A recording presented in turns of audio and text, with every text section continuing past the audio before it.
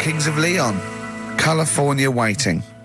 Steve, the public have been waiting for us to return. Well, that's true enough. All right? Yeah. They had the best of last that week. Was a joy. They had Camfield and us without Karl the week before. But it's been a while since we've all been together. I'm Ricky Gervais, with me is Steve Merchant, and over there, with his little sunburnty, baldy head, little Karl Pilkington. Hey. All right? Yeah. That wasn't Steve slapping me head then, by the way. No, that was just him clapping at, like, Steve Wright in the afternoon. It's a great show. Because it is a good show. Yeah. He's so pleased that we're a posse. Yeah. And we're all back together. 3 holidays Karl's had last year. Yeah. I'd love to have 3 holidays. You've got to start putting the work in there. I had 2 holidays then. No, you had 3 holidays. You went away with Suzanne and her parents. Yeah, well, that doesn't count. It does count. If you book 2 weeks off the firm, you go away and you go, how was your holiday? Go, well, it didn't really count. It wasn't a really good holiday. Can I have them days back, please? My New Year's resolution is to be nicer to you. But well done, sense. You've already broken that. No, but talk sense. Talk sense. You've had 3 holidays this year. And I'm just saying, you're in your 30s now, and 30s is when you should be really putting the work in. That's true enough. To reap the benefits in your 40s, 50s, 60s, 70s, 80s, 90s, and 100. Karl, what's your New Year resolution? What about think before you speak? It's worth... See, I'm allowed to laugh. I'm allowed to laugh at things other people say, Karl. That one, that is a good suggestion. How was your holiday, Karl? It was all right.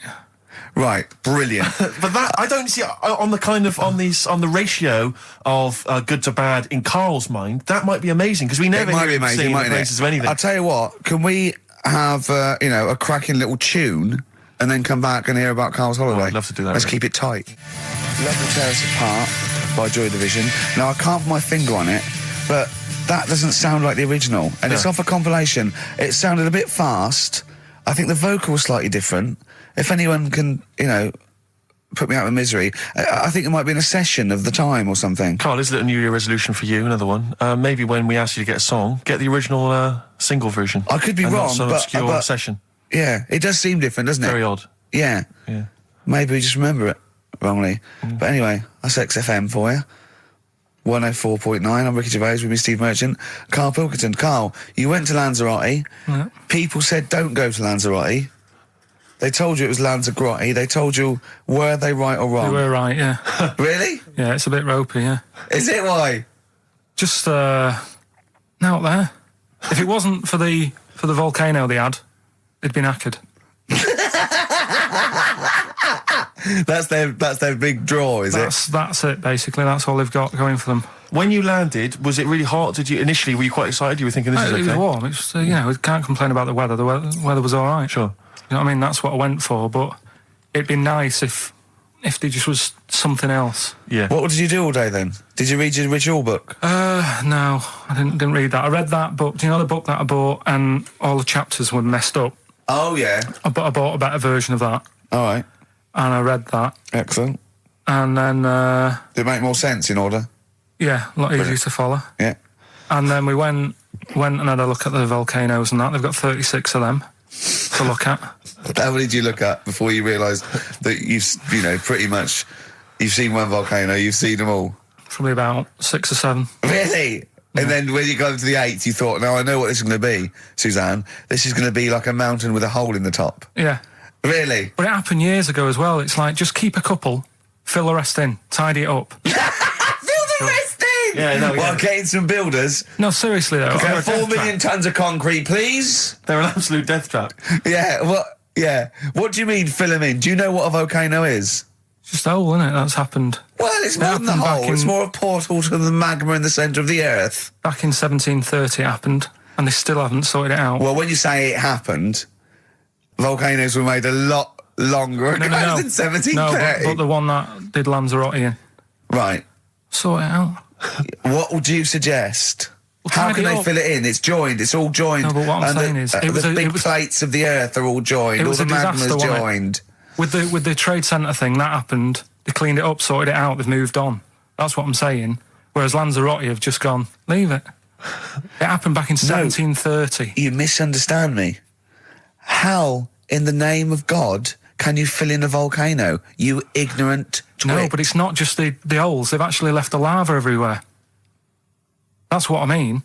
It's not just the big holes. There's lava everywhere. But it's molten rock. They can't just pick it up like they're like a carpet. Put it in the holes. The holes are there ready. Just push it all in. That's what I'm saying. What exactly is there then? Is it just a kind of moon-like kind of surround with just kind of dust and rock? That's exactly what you see. I was there when the Mars thing went wrong. Yeah. I would have just sent a camera crew there, filmed a bit of that, right, and say, here we are, this is it. Ignore the little coffee shop in the background. Right? This is Mars, because that's where it's like just loads of dust, holes everywhere. Side it up. Little round-headed aliens complaining. Whinging. Just like Mars. Yeah. So is there what's the best bit about the holiday? Come on, pretend you're Judith Chalmers. I have been doing. I would have done all. I would have said that. Don't bother. Right. I mean, the hotel was good. Yeah? That was all right. What was that like? It's all right. Just, clean. That's all you want, isn't it? See, that's not quite what Judith Chalmers does. She doesn't go, what's the hotel like? All right, yeah, clean, isn't it? All right. What was it like? What was it? 3-star, 4-star? Did that have a swimming pool? What was the room like? Yeah, had a swimming pool and that. Yeah? Yeah, it's good. I think it was one of the better ones on the island. Okay. Nightlife? Wasn't really. And there was a bar, there was some bands playing. Yeah. Not very good.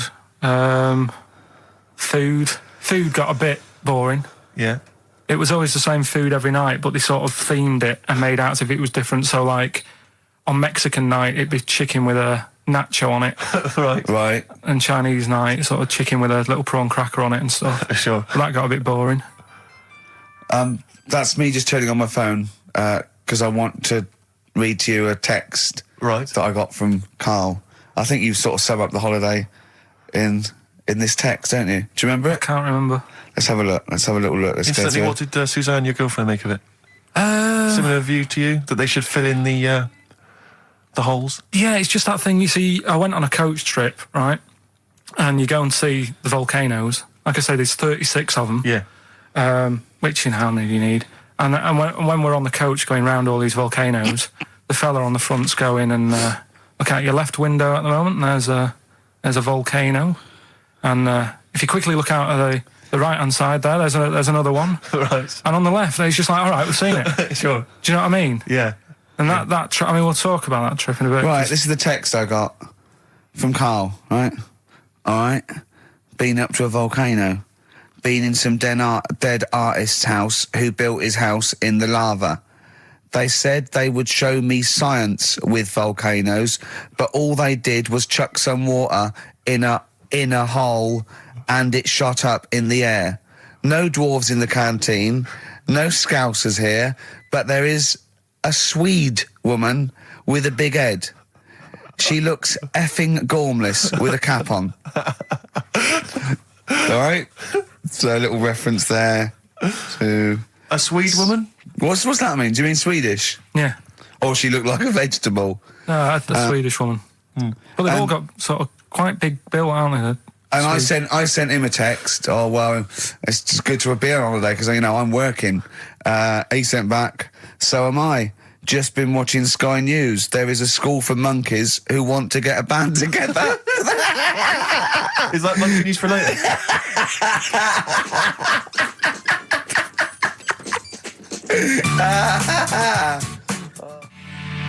Oh My Corazon by Tim Burgess. I can't get enough of that. I love that chorus. On XFM 104.9. Ricky Gervais, Steve Merchant and little Karl Pilkington. But it was a nice holiday.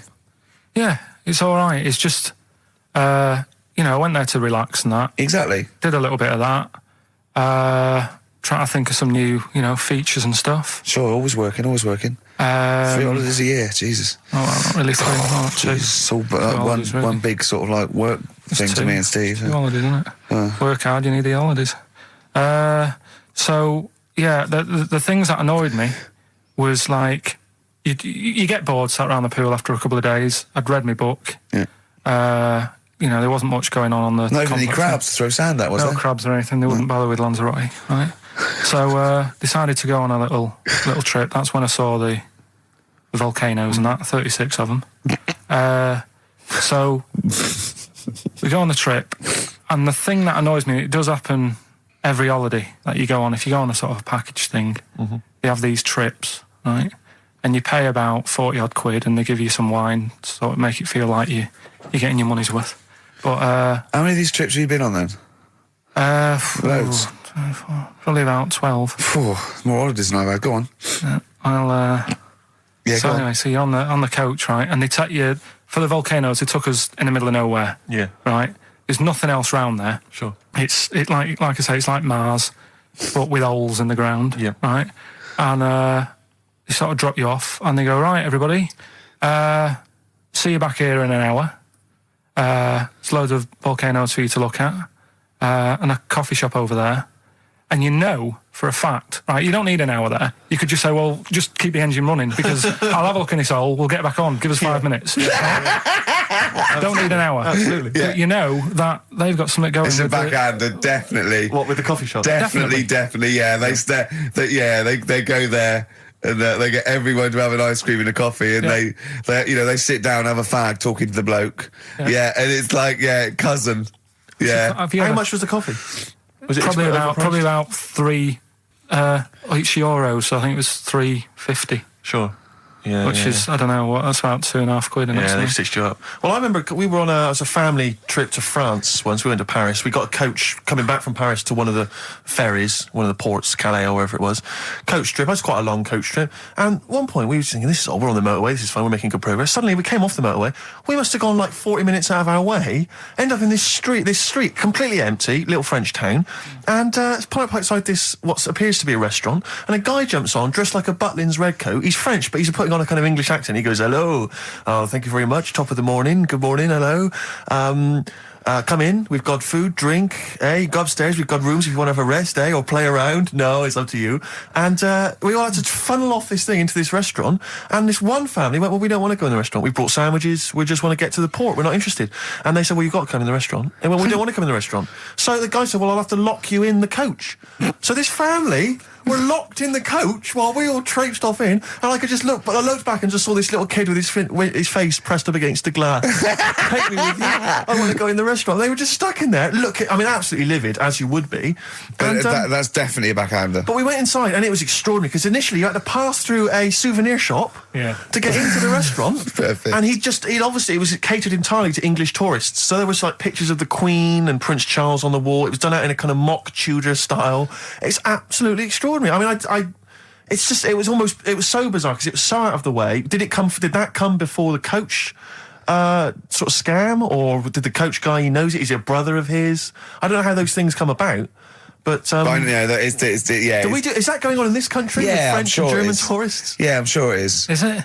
Yeah, they say, I'm sure people say, look, if you bring 30 people to this restaurant, I'll see you all right. It would, wouldn't it? If, you got your favourites. Because you don't have to, the coach driver's pretty much God on those things, because those people don't know where they're going anyway. Yeah, but at least here, there's other stuff around. You don't really get that in the middle of nowhere situation in this country. Well, not really. Not if you're going from London to Manchester. You could stop off anywhere. They don't know where they are. There's places with nothing to do or see. It's that those attractions. There's loads of it in America, but there's a few here, like Sheep World, and you go out to Gloucester, and there's a town. It's got the biggest cotton reel in the world, and that's it. There's a tourist shop, a big cotton reel, and some bloke at the gate going, it's £1 to see it. There it is. All right. I went to I know it's quite I went to a Shire Horse Centre once. Yeah. But when did Shire horses become so popular that they got their own theme parks? Well, I think there's a museum for everything. Yeah, possibly so. I mean, I don't think you could think of something that didn't have a museum somewhere in Britain, because obviously museums start off sometimes by fans. But did people keep coming around going, I hear you got a Shire horse, I'd love to see it? Yeah. Well, people coming all the time to see my Shire horses. You should get another one, because I'd pay double for those two. I'd pay good money to see your Shire horses. Yeah. Shire horses. Have you seen them? They don't do anything. They're not like monkeys. They're just not like monkeys, elegant creatures. But you look at them in a picture or look at them in real life, pretty much the same thing. They're not doing anything. If they could train a Shire horse to swing on a rope and masturbate, exactly. I'd pay double. You pay good money. I'd pay double for that. Yeah. There's a museum in Italy when we went there a couple of years back. Suzanne had one of those little guide things. Museum there just for spaghetti. Yeah. I mean, we opened a restaurant. Yeah. Yeah. Was it interesting spaghetti? Spaghetti in different shapes? Don't know, didn't go. I went to see a big hole in the ground. Sure. Can't get enough of them. Well, but out of 10 then, what would you give it out of 10? All in all, food, location, Right. relaxation, enjoyment. Yeah, that's 6. Okay, brilliant. 6, yeah. Next week, where are you going next week? You're not on holiday next week? Going Cool. away with Suzanne's mum and dad again. 5 holidays. Been roped Play a into record. that. You've got to put some work in. You're in your 30s now. You've got to knuckle down. Star Sailor, Silence is Easy on XFM 104.9. Now, we've got a few ads coming up, which is we're loving that. It tells you what to buy and when to get it and everything, which is a sort of information service. But after that, a welcome return by popular demand of Rockbusters. What do you mean by popular demand? Well, one person said to Karl, I used to like that, so he went away and started on it. Sure, brilliant. Yeah, brilliant. Get a paper and pen ready. Yeah. Turing Breaks, Mind Over Money, XFM 104.9. I'm Ricky Gervais, Stephen Merchant, little Karl Pilkington. Yeah. A couple of emails. Different people have visited various tourist attractions. Oh, yeah. Let me see who's this from. Not quite sure. But thanks very much indeed for it.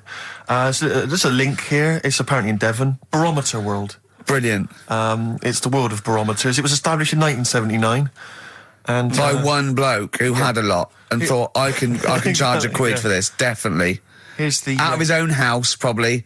Converted back scuttle. Exactly. Yeah, that's not a euphemism for a sexual act.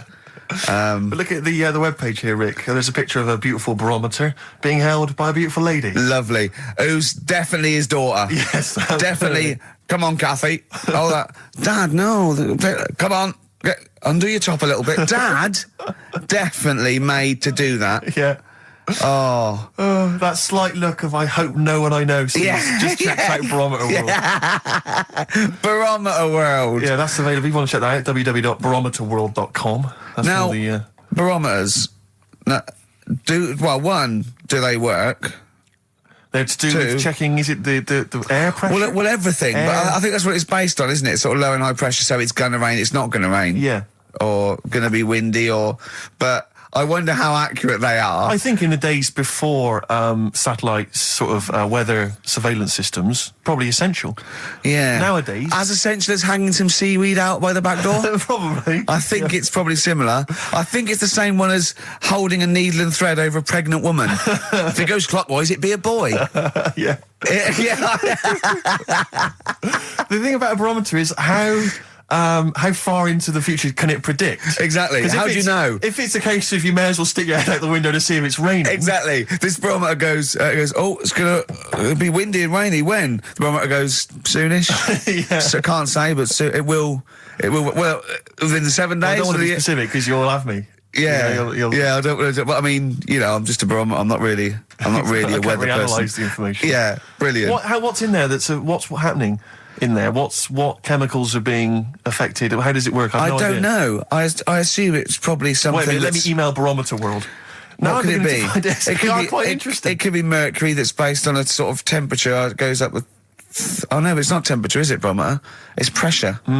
So it's probably just very fine. It's like a fine, very, very fine needle, isn't it? This is almost as embarrassing as last time we were on. We couldn't figure out what the name of the leader of China was. Was it the King of China? The Prince of China? Oh, this is where we were trying to imagine what it'd be like if all the Chinese people at once jumped up and down and made a big tidal enormous wave. tidal wave. But if you do know what the name of the leader of China is, we don't mean the name of the particular person in charge, but if it's a king of China, the emperor of China, the chancellor of China, Well, it the used to prime be an minister of emperor, China. didn't it? No, that was Japan. Yeah, this is it. I don't know what's the big guy in charge. Is he still the chairman? I know Chairman Mao was important. I think he was just the chairman. I think he just governed all the big meetings. Yeah, I don't know. He just kept the minutes. Head Chinaman? Hey, Chinaman. The major Chinaman. The top Chinaman. Number one Chinaman. Do you know what? We're going to be honest here. We know so little about China. It's true. We know so little about China. Yeah. It's embarrassing. But if you've got any interesting facts about China, then email in ricky.gervais@xfm.co.uk. Also, I imagine the email address to use if you're going to take part in this week's Rockbusters. I did read an interesting fact. I'm doing a show called Politics, and I was researching, and there's a thing about you went sweatshops. Yeah, no. Sweatshops, like Nike. There's these facts, right? And these people get, like, you know, a few cents an hour, and the CEO, I forget his name, for a Chinese woman to earn his 5.2 billion, she'd have to work 8 hours a day, 7 days a week for 10,000 years. But Steve, they don't. They don't. They obviously don't want to. Exactly. They don't want to. They don't want to. Lazy, Rick.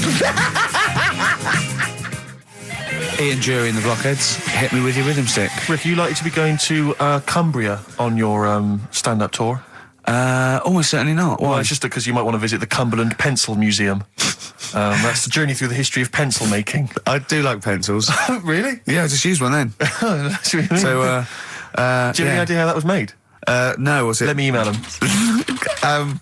Now, Chinese people. Oh, incidentally, it's the premiere of China. The premiere. Premiere. Oh, right, yeah. Oh, yeah. Sure. Yeah, I remember now. Yeah. Well, when you were away, Karl, we worked out if it's 1 in 10 people are sort of like gay in some way, with 1 billion Chinese people, there's 100,000 little gay lesbian Chinese fellas of some sort. What do you think of that?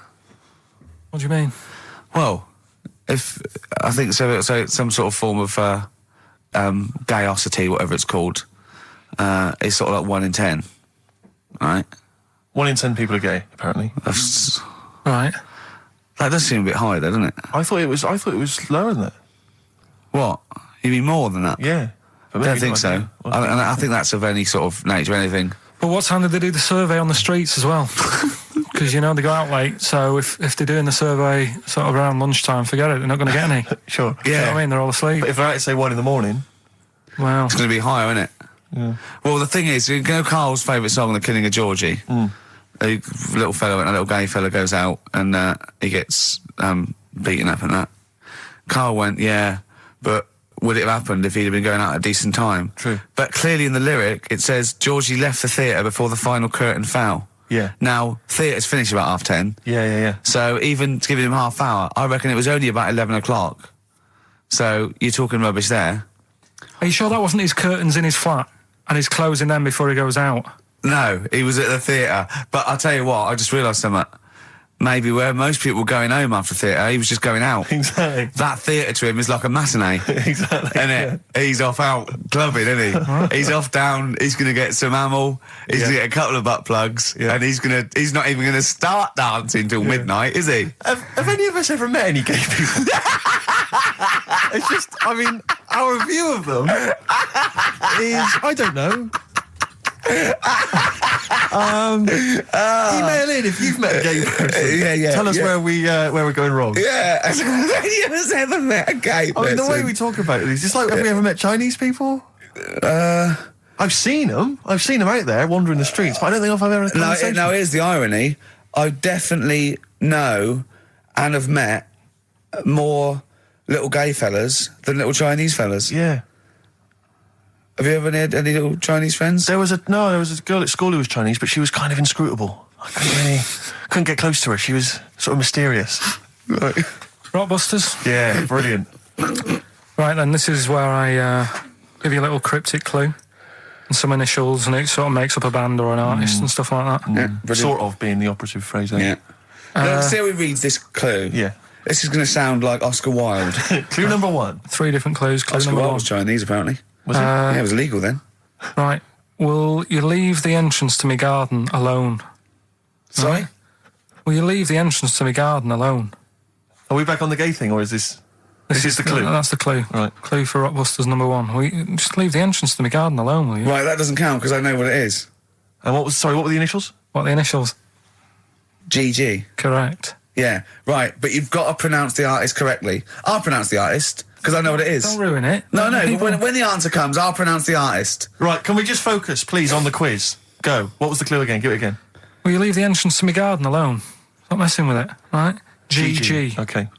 Right? Next. Doesn't count. Next. Incorrect. Don't phone, but you can send a message on my mobile if you want, right? That's T. It's another little easy one. And the last one, we were sharing out the mail sheet. Right, that doesn't count either. Can we just fuck? I know what that is. I know what that is. I don't care. We'll come to that later. Yeah. And number 3, we were sharing out the male sheep, and I think I got the best one. Right? DG. DG. Yeah. So quickly again, will you leave the entrance to my garden alone? Stop messing about with it. Yeah. Right? GG. Yeah. Don't phone, but you can send us a message on my mobile if you want. Right? That was T. And the last one, we were sharing out the male sheep, and I got the best one, so that's good. Right? DG. All right. Ricky.gervais@xfm.co.uk. Have we got any prizes? Do you want to have a look? Well, don't worry about it. Don't worry about it. Have we got any prizes? Just look, the clues fine. are rubbish. The clues don't work. The show is. I mean, this is pathetic. Play a record. That's what it should be called. And the clues don't work. Blur. Out of time on XFM. Well, we're not out of time. We've still got an hour left, boys. Hey! Luckily. Brilliant. A lot of emails, obviously, about the Chinese. People as fascinated as we are. I don't want to discuss it, interminably, Rick, because there's so much to say, and we've said most of it in the past. Yeah. Get a couple of emails. In fact, I think, Karl, you told us this information. Remind me of it again. If all the Chinese people in the world were... We're in a line on that, because there's loads of them, you'd never get to the end of it. Right. No, it's not that. It's no. If all the Chinese people formed a line and started walking out of China, you'd never get to the end of it. That's what I just said. No, it's because though. They'd be having babies. You know what I mean? Still, it'd be adding to it all the time, wouldn't you? But would they be walking and shagging and having babies as they're walking out? Yeah, that is. I'd love to see someone organise that. Maybe the Record Breakers team. I tell you what, I'd love to see Ross McWhirter or Norris, who is it? Who's the one that's alive? I forget Norris, I think. Norris, right? I'd love to see him to coordinate that. Yeah. 1.2 billion little Chinese fellas. Boy, girl, boy, girl, boy, girl. Yeah. And where are they walking out of China? Which exit are they taking? They're taking the... Through Tibet? Or? I think it's the Gate 9 Slip Road, the M43, right. to St. Petersburg. Right. And they go, and walking and shagging. Yeah, exactly. Yeah. Because some presumably are dying as they're leaving. No, but they live to 120. That's true. So they claim. So, well, we know Karl's theory on that. Do you want to just tell new listeners your theory about when all these Chinese people get the records for oldest people in the world? Come on, what's your theory, Karl? Leave it. Karl, just that they're probably lying. Why? That's all. Because a lot of them don't age that well. Some of them do. A lot of them don't, and they always look older than they are. I read the other day, right? Do you know the one who was the oldest woman in the world, right? Chinese woman, right? The way she did it, it was... She didn't die. That was her secret. Yeah. What she did, she got up every day and didn't die. No, she was like awake and that, and then she'd have 2 days just sleeping. Right. So she wasn't really that old. What do you mean? Well, she'd only sort of lived half of her life in a way. Well, we all live 2/3 of our life, don't we? No, but she was like awake and that, and then she'd go, I'll go to bed, and then that'd be it for 2 days. Talking of sleeping, oh man alive, I went to see the last part of the Lord of the Rings trilogy. Why? Well, it's like a family thing now. Every Christmas, my family and I have been going to see the Lord of the Rings, the next instalment. It's like a family thing. What will you do if they keep making them? Oh, I'd say I've wasted now about 10 hours of my life with that tripe. You can never get that back. I can never get that back. That's what Peter Jackson owes me. 10 hours now he owes me of my life. It is absolute drivel. Well, I know. We've said this before. I don't want to harp on again about it, but I cannot fathom why everyone is so excited and loves these films so much. Like you say, people review saying it's the best film ever. I think this is the greatest movie I'll ever see. And I don't... It's like they go, oh, but look at all the fight sequences. But Tolkien being up there in literature, like, you know what I mean? It's sort of like Shakespeare. Tolkien. No! Yeah. No. But what is it that he's writing about exactly? I don't know. Little midget fellas who can't get shoes.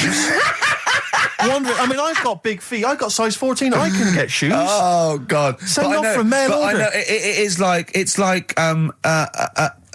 Harry Potter taken seriously. Yeah. But I know who's watching it. It's like these people who are watching it are obviously nerds, people who live in Forbidden Planet. They love it. They can't believe their luck. But that's the core audience, but it's obviously bigger than that. But then it's also people who can think they have a go, like menopausal women thinking, well, I'll write a book then. the Glomplin came into the cave. Exactly. Right? And they're sort of like 13-year-old sons who've never shown interest in anything except glue now writes Orc Yeah, exactly. on his exercise book, and so they're loving it. It's like, it's sort of uniting, bringing people together. But at the end, right, I mean, it's taken them now like 9 hours to get from one part of Middle-earth to the end, to the other end, so they can destroy the ring, the evil ring. Did they do a line? Was it? I don't know what they... Like those little Chinese fellas. And it's taken them 9 hours of their time and my life as well to get there. And at the end, they all say goodbye. They do it in real time. Why don't they edit it? I mean, that's what it felt like. It really, it can't have, it must have taken them less time, you know, within the sort of logic of the book to get there than it did for me to watch it.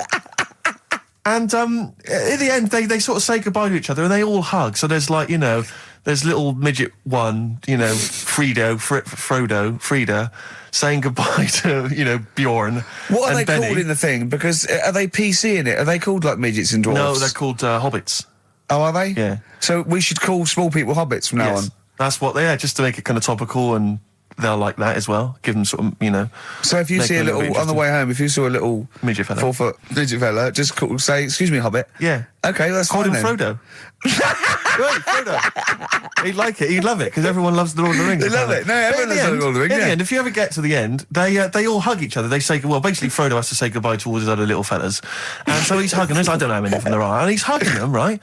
And it is the most interminable thing I've ever seen. It's like the music's playing. They look into each other's eyes. He hugs them. He hugs. They pull back. They look at each other again. That's like, we'll never see each other again. Then he hugs the next one, and I was just screaming. I was thinking, hug, just one big group hug. Yeah. Then we can get out of like it. an American football team. Exactly. Just go. And they chew off. Knock Not heads. each individual one. I mean, it's dragging on and on and on. And apparently on the DVD, there's like an extra sort of 20 minutes of extra footage of scenes he's cut out. Who's watching this tripe? Who cares? I don't know. I genuinely, Have we lost some of our popularity by slagging off Lord of the Rings? I don't care. Screw them. If you love it, if you can't live without Lord of the Rings, screw you. I don't want you as a listener. I can't fathom it. Really, Rick, it's not like I'm trying to be wayward or controversial. I can't get my head around the popularity. But doesn't Harry Potter annoy you as well, though? Yeah, but at least it's kind of over in an hour and a half. Is it? I haven't seen it. I went to the toilet 3 times during the course of the film. Really? It's unbelievable. The woman sat next to me. Sexy stuff in it, was there? Some of those little pixies with the pointed ears. It just took me back to, Mr. Spock.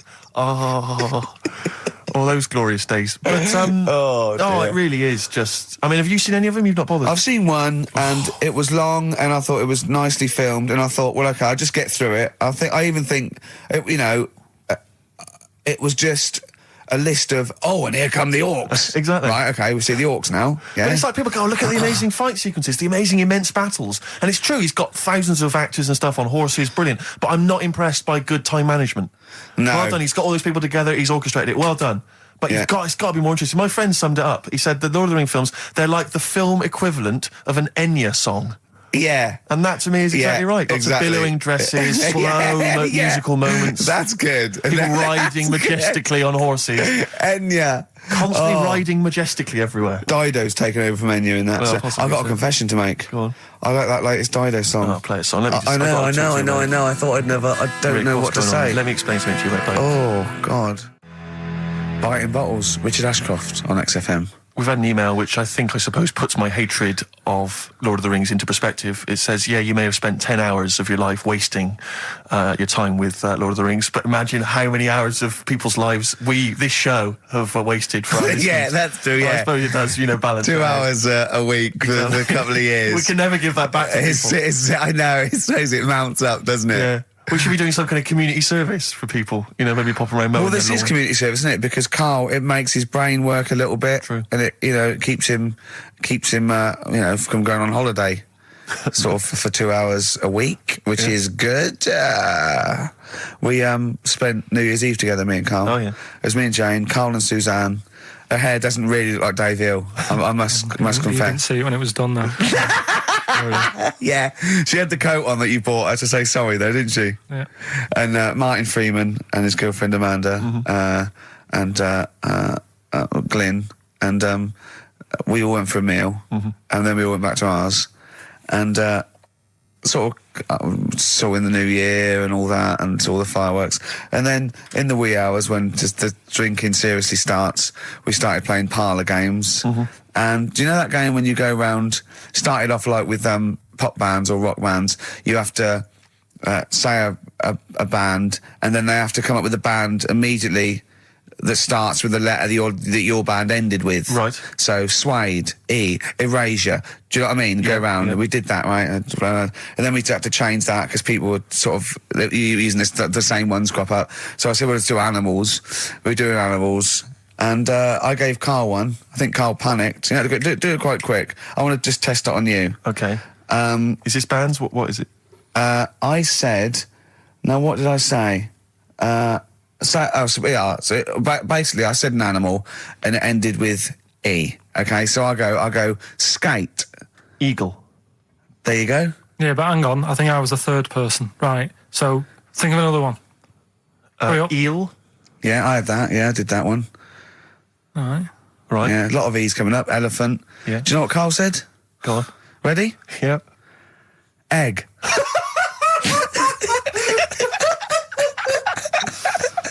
Oh, in a sense, I suppose. Egg? He went, yeah. I went, no, wrong. He went, well, what? And then Martin came to his rescue and went, well, what is an egg? Animal, vegetable, mineral. I said, well, it's animal, but it's you can't have egg. But went, would well, you allow then? tadpole? Well, yes. Is Yeah, that not because it's a kinda larval similar? stage. Yeah, no, but egg, you might as well have leg or eye, uterus. It doesn't count. Egg, you panicked. Brilliant. I still think I'm right. Well, you're not right. We were naming, you know. Just a bit of fun, though, isn't it? Yeah. Exactly. Yeah. You meant, why obey the rules? It's just a Exactly. bit of Yeah. fun. No, that is true. Don't That bother is with the true. rules. That is You true. had the fireworks in the year, did you? Yeah. What, you had them yourself? Or No, you no, just no, watched you them? could stare across the river, we could see him. But actually very impressive. And I'll tell you what, they got it right this year. Instead of 2 hours of letting off fireworks, people were going, oh, can we go now? It was 3 minutes, and they spent £1 million on the 3 minutes. Yeah. And that's it. That's all you can stand, 3 minutes of fireworks. Oh. To me, fireworks are like watching Lord of the Rings. Exactly, I've absolutely. never been impressed as a child. Never been impressed. I've never been impressed as an adult. But a big bang, a huge big explosion, that'll do me. I used to go to, they used to have little community fireworks displays at Christmas, things like that, near our school, maybe in the school or at the local kind of community centre. And I used to go along to them with the family and everything, get the sparklers, and they would have the fireworks, and that would be, and I was just bored silly. And I always thought that if the guy organising it had wheeled out an enormous firework, climbed in, gone, last one to the moon's a bender, and then shot off, that I'd have been, that'd be brilliant. That'd be good, yeah. But it's just internal. Do you reckon I could take out that church? Yeah, from exactly. here? Yeah. Get money on it. Go Yeah, on then. yeah. That'd be worth it, wouldn't it? But little zoom, another one. Oh Christ! So a friend of mine was telling me that they once had some indoor fireworks, which apparently is just, I mean, imagine that. Who needs indoor fireworks? Well, I think that's just little. Yeah, I think one of the things we got indoor fireworks once when I was little, and I remember one of the fireworks was that little celluloid fish that you put in the palm of your hand. Of course. And it Predicts goes, the future. oh, you're sexy. Yeah. What, it curled up because of the heat of your hand? Yeah. Oh, you're dead. It didn't curl. Actually, it's Grandad. He's dead. Yes. His hands are cold. Oh, no. That's the only way that would be... Oh, yeah. So that's the only test And when it did you can discover do. he was dead? We used one of those predictive fish. It came out dead. Yeah. Just flat. Yeah. Did you have a good time, though, Karl? What, at your place? Yeah. Yeah, it was a good night, wasn't it? We danced, didn't we? A bit of a dance. What, the two of you together? Yeah, Amanda had got one of those DVD films. No, straight to, DV A video cameras. camera, It goes right. straight to... DVD. Yeah, Okay. amazing, right? And Karl was doing his moonwalking. I was sort of doing some sort of jazz step, wasn't I? Sort of like Michael Jackson. I ended up jumping up on the couch with both feet and falling straight back on my back. Of course you did. I can't believe I was all right. Yeah. What's the chance of that? It's when you're drunk that you sort of like... You revert to childhood and you sort of bounce. Yeah, exactly. Yeah. So luckily... Is that DVD going to be available in the shops later this year? Track 1, side 1, the first Talking Heads album, Uh-Oh, Love Comes to Town. On XFM 104.9. Yeah. Well, I think it's Rockbusters results, isn't it? Okay. All right. Brilliant. Do you want the prizes, by the way? Not really. Not bothered? No. Right, some videos and DVDs and that, some good stuff. VHS, I hope. Couple. $4.99. Is that one about TV weather? titles. What? There's the weather one. That's going to be on telly. Donald McIntyre. Oh, yeah. That's in there, if you want that. Yeah. He reckons Donald McIntyre ripped him off because he did a thing about how much it costs to have a chimp, cheap as chimps. What was the other thing you think someone ripped you off? Rockbusters? Ken Bruce on Radio 2 is doing Songs of Phrase. He was doing that over Christmas. I took 1 week off. He's in there. And when he heard that Donald McIntyre was doing a programme about wind, he thought he was moving on Auntie Nora. Right. So the first one, will you leave the entrance to my garden alone? Right, that was the cryptic clue. The initials were GG. Yeah. That was Gareth Gates. Gareth. What would you Gareth Gates. No, but it's Gareth Gates, isn't it? So why would you say to someone Gareth? Is that like what's that, a Manchester thing when you say Gareth? Gareth Gates. Gareth Gates. The bloke who came second in Popeye, yeah, Gareth Gates. So that's the first one. What was that about getting off the thing, though? Leave my entrance alone, though. I don't understand what it's got to do with leaving my entrance alone. The gate to the garden. No, the gates bit, but what's Gareth got to do with it, one was ignoramus? Don't phone, but you can send me a message on my mobile if you want. The initial was T. Text us, right? No, it's text. The word's text. So you'd have to say text me. Text us. Text, what do you mean? No, text me. What's that? The third one was we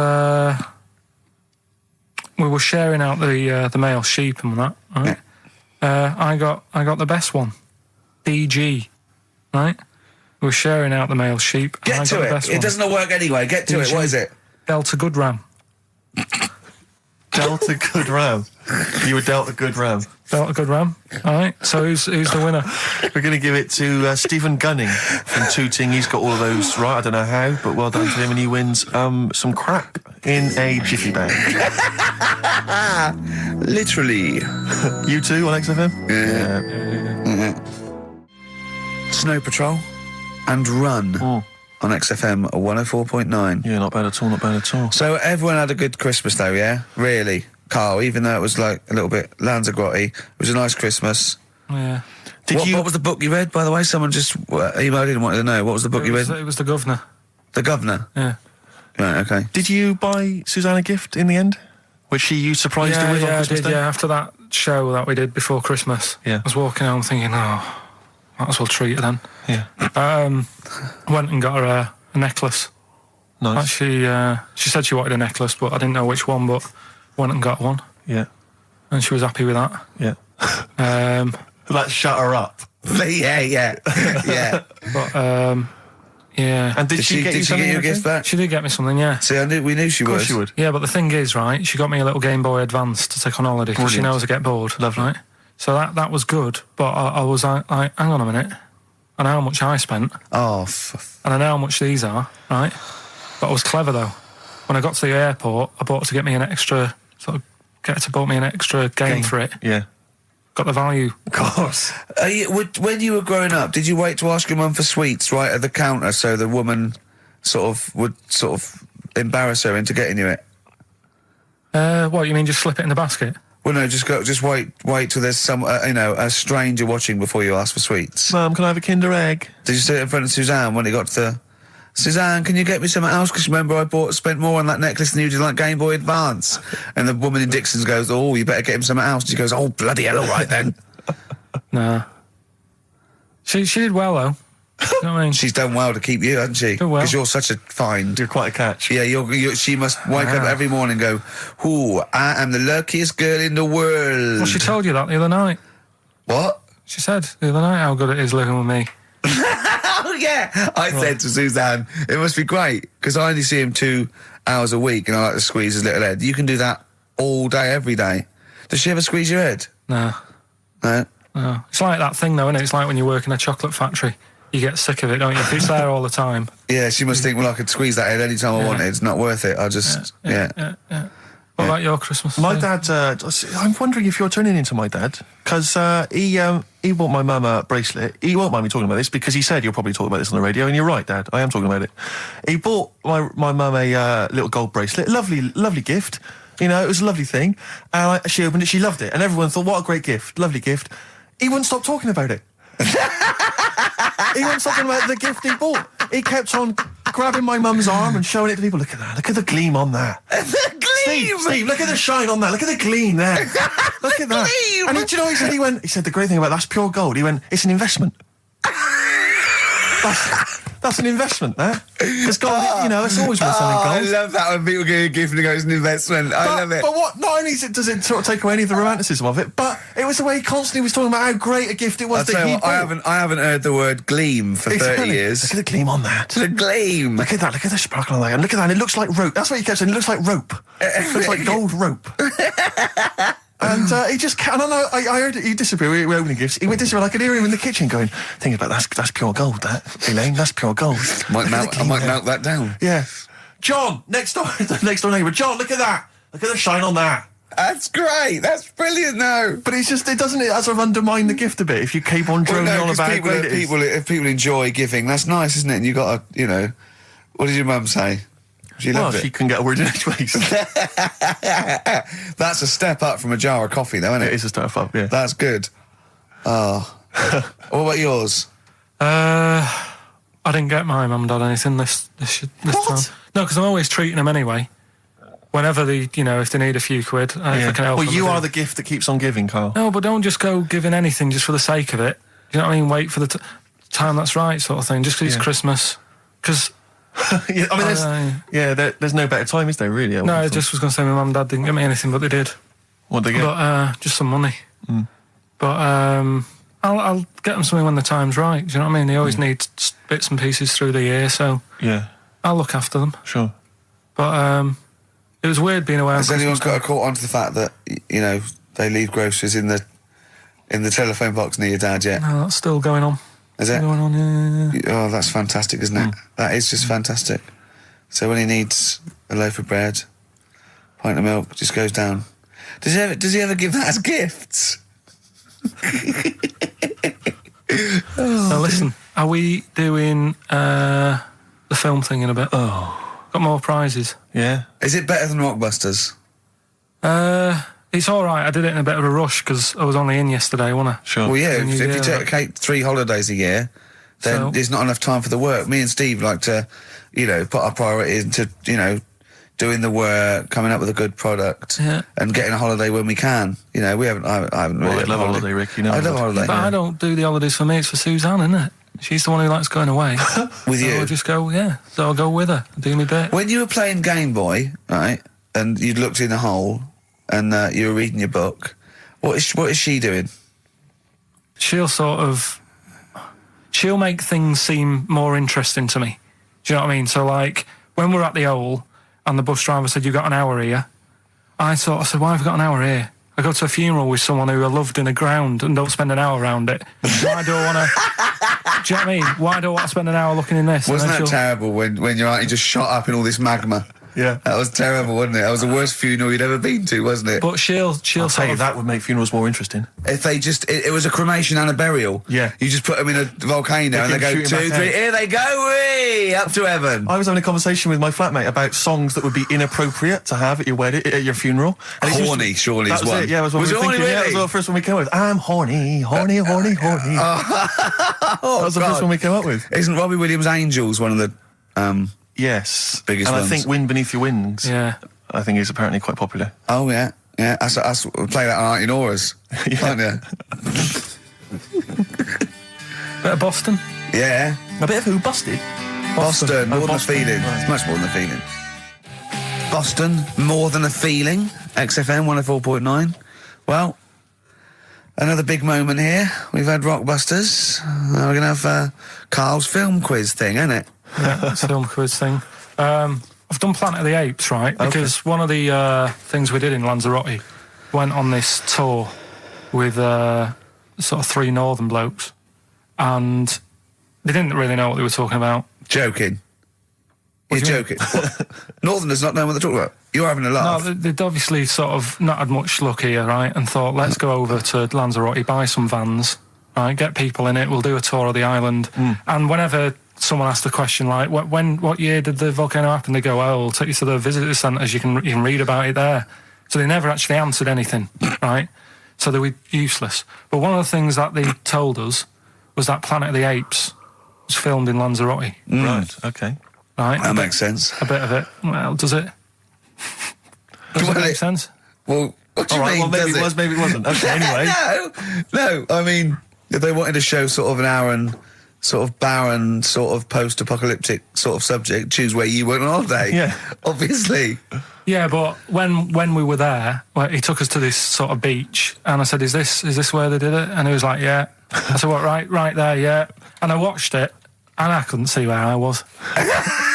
Yeah, you know that if you watch a film from 1968 and you've been to the same place, you're not going to feature. You're not going to see you in the back walking along the beach. It's a new one, new Planet of the Apes. Oh, the recent Planet of the Apes. Yeah, that's what they said. Yeah, right. So I thought I'd sort of.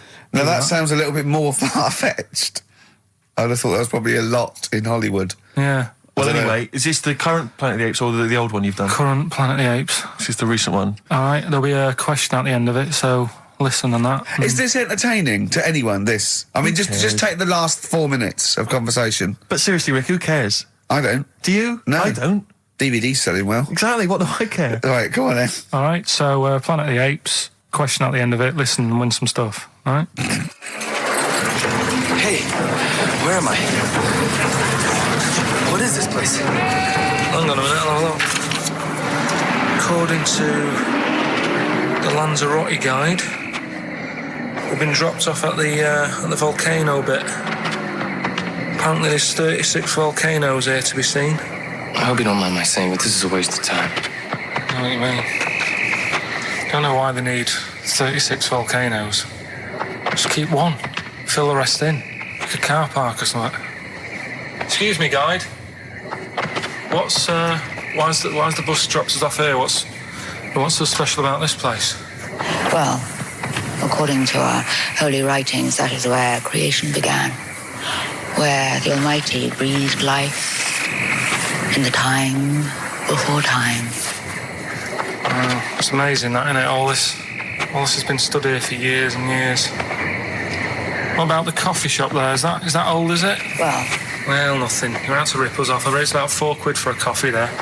Always ripping people off. That's what annoys me with these trips. You get us in the middle of nowhere, we die of thirst. Well, I'm not able to do without. The reason I've come here, I believe this is where they did Planet of the Apes, innit? Love monkeys. Especially the ones in Planet of the Apes, because they talk and that. Talking monkeys can't exist. Joking, aren't you? Of course they can. Getting up to all sorts of stuff. I read about a monkey the other day who worked on the railway. Right, there was another one about a chimp that did a bank job and went off to Spain to sort of... Shut up! Oh, yeah. What is that? Little monkey fella. It's come from that little coffee shop. It's been serving coffee. Now that is worth paying £4 for. No, you're teasing him. I'm not teasing it. It's working, isn't it? It's serving the... We want some coffee. Get us some coffee. I've heard about this. You can buy coffee that's been sort of hand-picked by monkeys. It's like Coffee Mate, except it's more sort of coffee primate. Yeah? Hello, little fella. We want coffee. What do you mean, we? You're going to have a coffee, aren't you? What else are you going to do? Go and look at another 35 volcanoes? I'm staying here. I'm having a monkey coffee. It's brilliant. You find this amusing? Jesus, it's a talking monkey. All right, mate. Have a couple of coffees. Don't start now. We're off duty. I'm starving. What do you mean you're off duty? Have you bananas later? Just get us a couple of...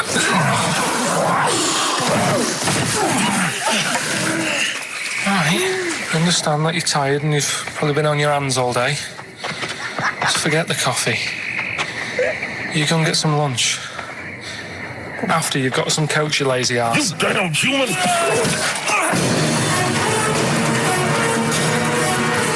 Powerful. Lovely. Excellent. So, what's the question?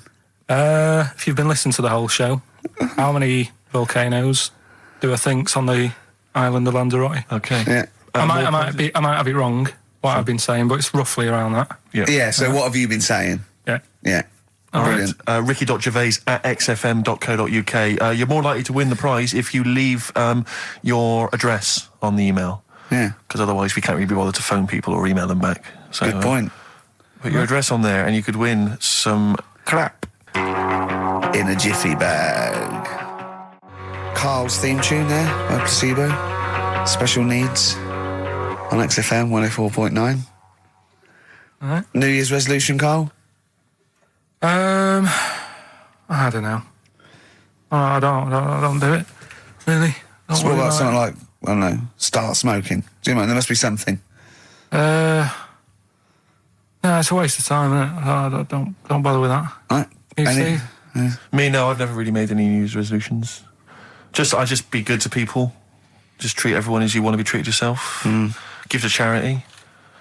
Hate, crime, racism, famine, sexism. I know you're going to keep to all those, except the gift to charity. That's... Me and Carl find that a little bit hard to believe. Never gonna happen. Well, you've always got to break at least one of your New Year's resolutions. Exactly. Yeah, well, I think I'll be nice to Carl. What about learn more? I was thinking that. I want to I'm learn always more. teaching you stuff. I've got... I watched... I'll tell you what, Christmas telly was dreadful this year. I don't know if I've hit that age where I think consciously I thought this is worse than usual. Yeah. And I ended up watching Discovery Channel and History Channel again, and I watched 4 episodes in a row of this fantastic documentary, 1418 War, narrated by Dame Judi Dench, and it's brilliant. I just can't get enough of it. I hated history at school, and now I want to know everything. Yeah. And I think that's mine. Learn all the stuff about stuff. I like learning though. I Yeah. always say that to you. I'm always looking up stuff. When I was on holiday, even though it was sunny outside and they had big holes to look at if I wanted to, I stayed in and watched Discovery there and was watching stuff about scorpions and that. Yeah, what did you learn? Well, nothing, because it was all in Spanish. But I just watched it. What I found out, right? What I found... Scorpions, have you get it? It's only about poison you get with. What I don't understand is with scorpions, right? They have like this sort of weapons, don't they? They have the poison and stuff, right? Yeah. Which can kill a man. Yeah.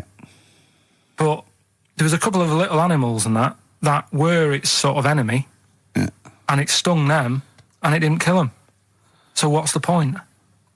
Well, firstly, not all scorpions kill a man. Some of them, This one did, they said. Yeah, well, they range from like bee stings to so much venom it can take down a horse on things like spiders and snakes and scorpions. So it depends. But a scorpion that will kill a man would kill a rabbit. So I don't know what you're talking about. No, there was a snake that it stuck its thing into, and some sort of beaver, and they were just like running about. There's nothing funny about that, so why are we laughing? Well, the snake wasn't running about, was it? Well, it was slithering about a bit. Yeah. What was the beaver doing when the snake... Just sort of, I think it ate it in the end. What? Ate what? Ate the scorpion. Just wandered off. Well, it wasn't a beaver. there you go, There's you've no learned that. way it was a beaver. All right, an otter. It was This is what you've pieced together from a show in Spanish. I'm just saying though, how come it can't kill something that small, yet there's someone on holiday that's no sort of danger to that scorpion. We're not going to harm it, right? And yet it can kill a man. So you Shut say, up, but I Carl. don't believe it. Shut up, mate. Seriously, this is gobbledygook. Taught you something again though. That's what I'm No, saying. what have I'm you always- taught us though? What is that? What is the fact that's come out of that? A scorpion can kill a man, but the beaver was dancing with a snake. Then it ate it. You do that That's all the not time, a fact. though. You That's put not a everything fact. down. New Year's Eve I taught him something, right, about dead people. No, you know, the things that taught me. I was saying you're talking shite. He says they found out your soul weighs an ounce. Your soul. Yeah, your soul weighs an ounce. Right, who found this out? I read it. Your arsehole weighs an ounce. Yeah. There's no such thing. A soul weighs an ounce. You're talking drivel. All right. Have you got any right. monkey news? So what did they do? They measured. They weighed someone who was alive, and they will wait for you to die, then weigh you again. There was Isn't someone it, you've who- lost an ounce. Yeah, oh, sorry, it must be your soul shooting off to heaven. It was someone who was really ill, and they Yeah. said, we can't do anything for you here, but we've got a bit of an idea that we want to do. We've been wanting to do this. Stuck him on some scales. He said, right, you weigh 9 pounds and an ounce or whatever, because he was wasting away. He died, 9 pounds. Right? Fine, well, that's proof if proof be needed. Talking shite. Monkey news, we might as well leave it. Now, come on, No, come on, tell me what can you. No, it's nothing that great, really. Is it worth playing the jingle? Quickly? Go on then. Oh, chimpanzee, that monkey news. Right, it's about a monkey. 2004, four. It's about this woman monkey who was born in 1834. Right? Half monkey, half woman. No, not true. It happened, apparently. Impossible. It was in the Daily Mail. Right? Okay. The Victorian ape woman was her name. Yeah, I christened this thing Victorian ape woman. Well, we thought Sandra. No, I'm calling it Victorian Ape Woman. She was about 4 foot. No, didn't happen. She had lovely thick black hair on her head and on the back of her legs and on her arms. Yeah. All right. Save stockings. Let's have a look. And she didn't need a bustle because of a huge ape-like arse sticking out the back of her dress. She was good at reading and sewing. It's good because they didn't have opposable thumbs. So she could speak 3 languages. Yes. She was human, monkey, and monkey human. 20 offers of marriage. Does that annoy you, Steve? Absolute twaddle. All right, well, more rubbish than your soul weighing an ounce. Let's leave a it there. Victorian monkey Let's woman. leave it there, then. See you next week with some more twaddle. I was worried we wouldn't have the old magic in 2004, but we're still talking shit. Merry New Year. So we look into animals that we get rid of. I've spoken to someone about snails. I've spoken to someone about jellyfish and that. And looking at cockroaches today. She's an expert. She's just not just some random person. No, she works in a museum, a good museum. I said I'd give it a plug. It's the one near Knightsbridge. It's got dinosaurs and that in it. It's worth seeing. Natural History Museum. Yeah. So, It's not sure. He's not sure. This is what happened.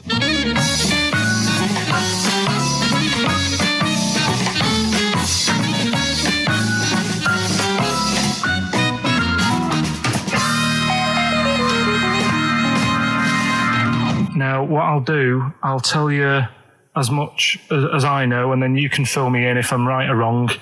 And then at the end of it, we'll get to the bottom of whether we need them or not. Okay. All right. So, first of all, the first thing that I found out is that they have 18 knees.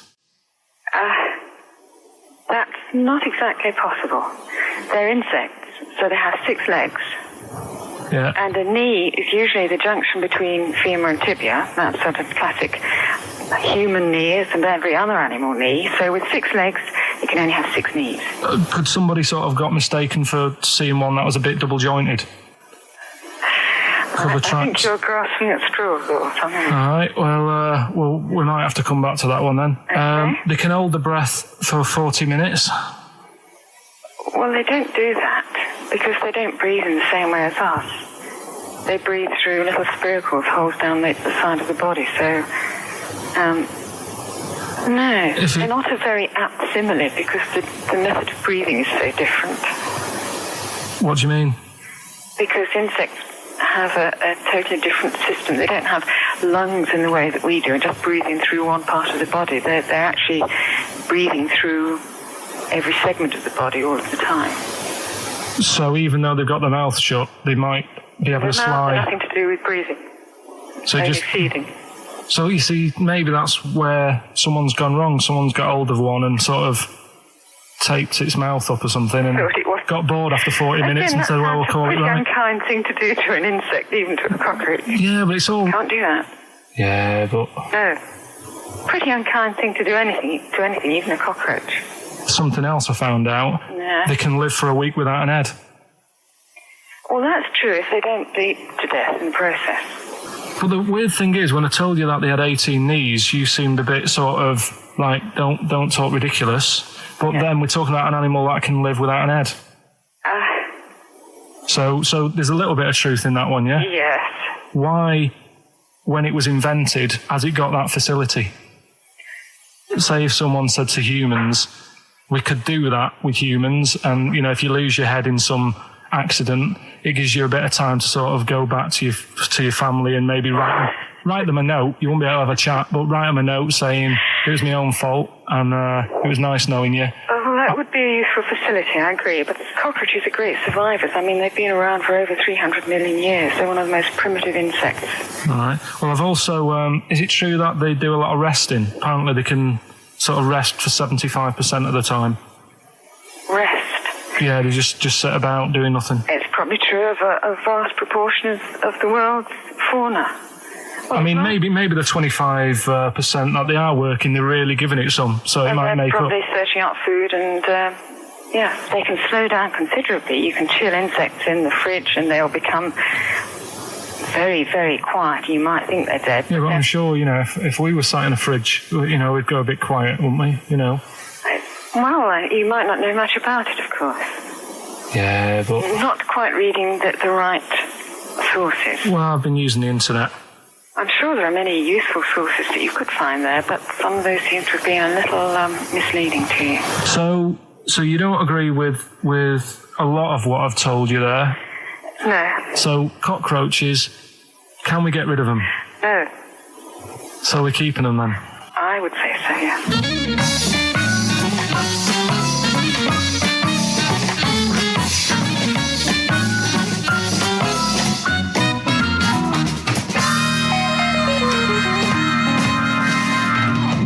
I think we should get her on more often because she sounds like she'd be a bit of an ally, really. Because she knew immediately that you were talking nonsense. She even said, I think you should be more concerned about your sources, which I've been trying to tell you for a year, right? The fact, I mean 18 knees, where did you get that from? It was on the internet. They can hold their breath for 40 minutes.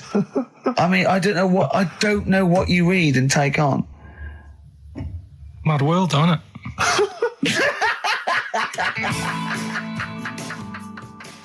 Right. The Cure, obviously. Yeah. That song. Right, Carl's been taking phone calls for these clues. Right, and so everyone's been saying the same thing for the last one. He's been going, no, and I'm worried. I'm always worried. FD. I just overheard him on a call. They're going, what have I been saying? Oh, no, it's FP. Dickhead. Right, give me the clues out. It's a rollover. Right, tell people. We're really sorry to anyone who would have got that right. Okay, right, do the clues quickly. Tell them it'll be a rollover, so we have to do 3 new ones. Do you not write these down, I don't write the answers down in case Ricky looks over the thing and sees the answer. Why would I cheat? I'd rather you do something right with your life.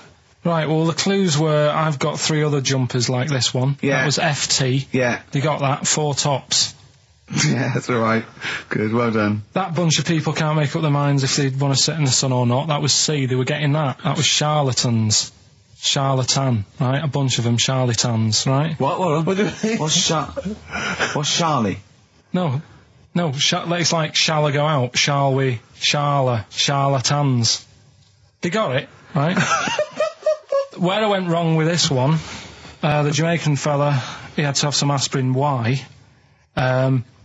It's my fault, you know, I'm not cutting, there's no point passing the book or anything. I said FD. A lot of people were saying, Fred Durst, like, forehead hurts, which is a good one. Yeah, which would have been as good as any of yours. But I made an error, so we'll roll it over. No. What is the answer? What is the answer? Jamaican fella what? Add some aspirin, why do that? What's the thing? FP, it was Frida Payne. Frida Payne? Frida Payne. Frida Payne. Frida Payne. That's awful.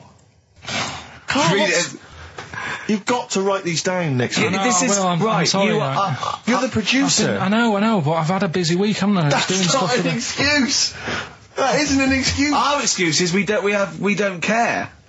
Yeah. You do put care. the work in and then make a mistake. Yeah. It's better not to try than try your hardest and be rubbish. Do you see what the point? We don't care.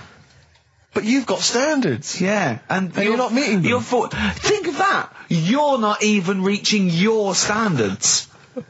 God. Right, well, that's that, I guess. Well, the prizes will be giving those away next week. Again. Just completely... Song for the ladies to end the show with. It's from Nick Cave's new album, Nocturama. This is a track called He Wants You. Back next week.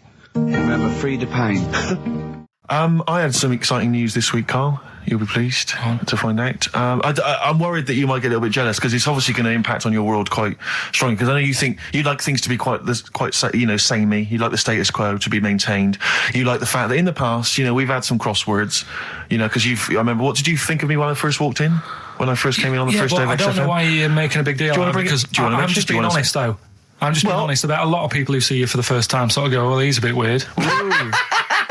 I don't understand, Steve, that you brought it up, and then you're again. But I'm sure that wasn't what he said before. No, did he say before? Yeah, well, he was a bit weird. Yeah, well, he looked at you, and I knew. I could see by the look on his face. You know when you know your kid, and your kid's sort of scared of something, and they go, "Why's your kid?" He goes, "Oh, he doesn't like pigeons or spiders." Right. It was like that when I saw Karl, and I brought you in, and I went, "What do you think of that, Karl?" I could see the look on his face that he was disturbed. Sure. And then, as he said, you get used to it, don't you? Yeah, you get used to it. And you have changed a little bit. Your hair's a bit smarter now, and you got some nicer glasses and that, I think.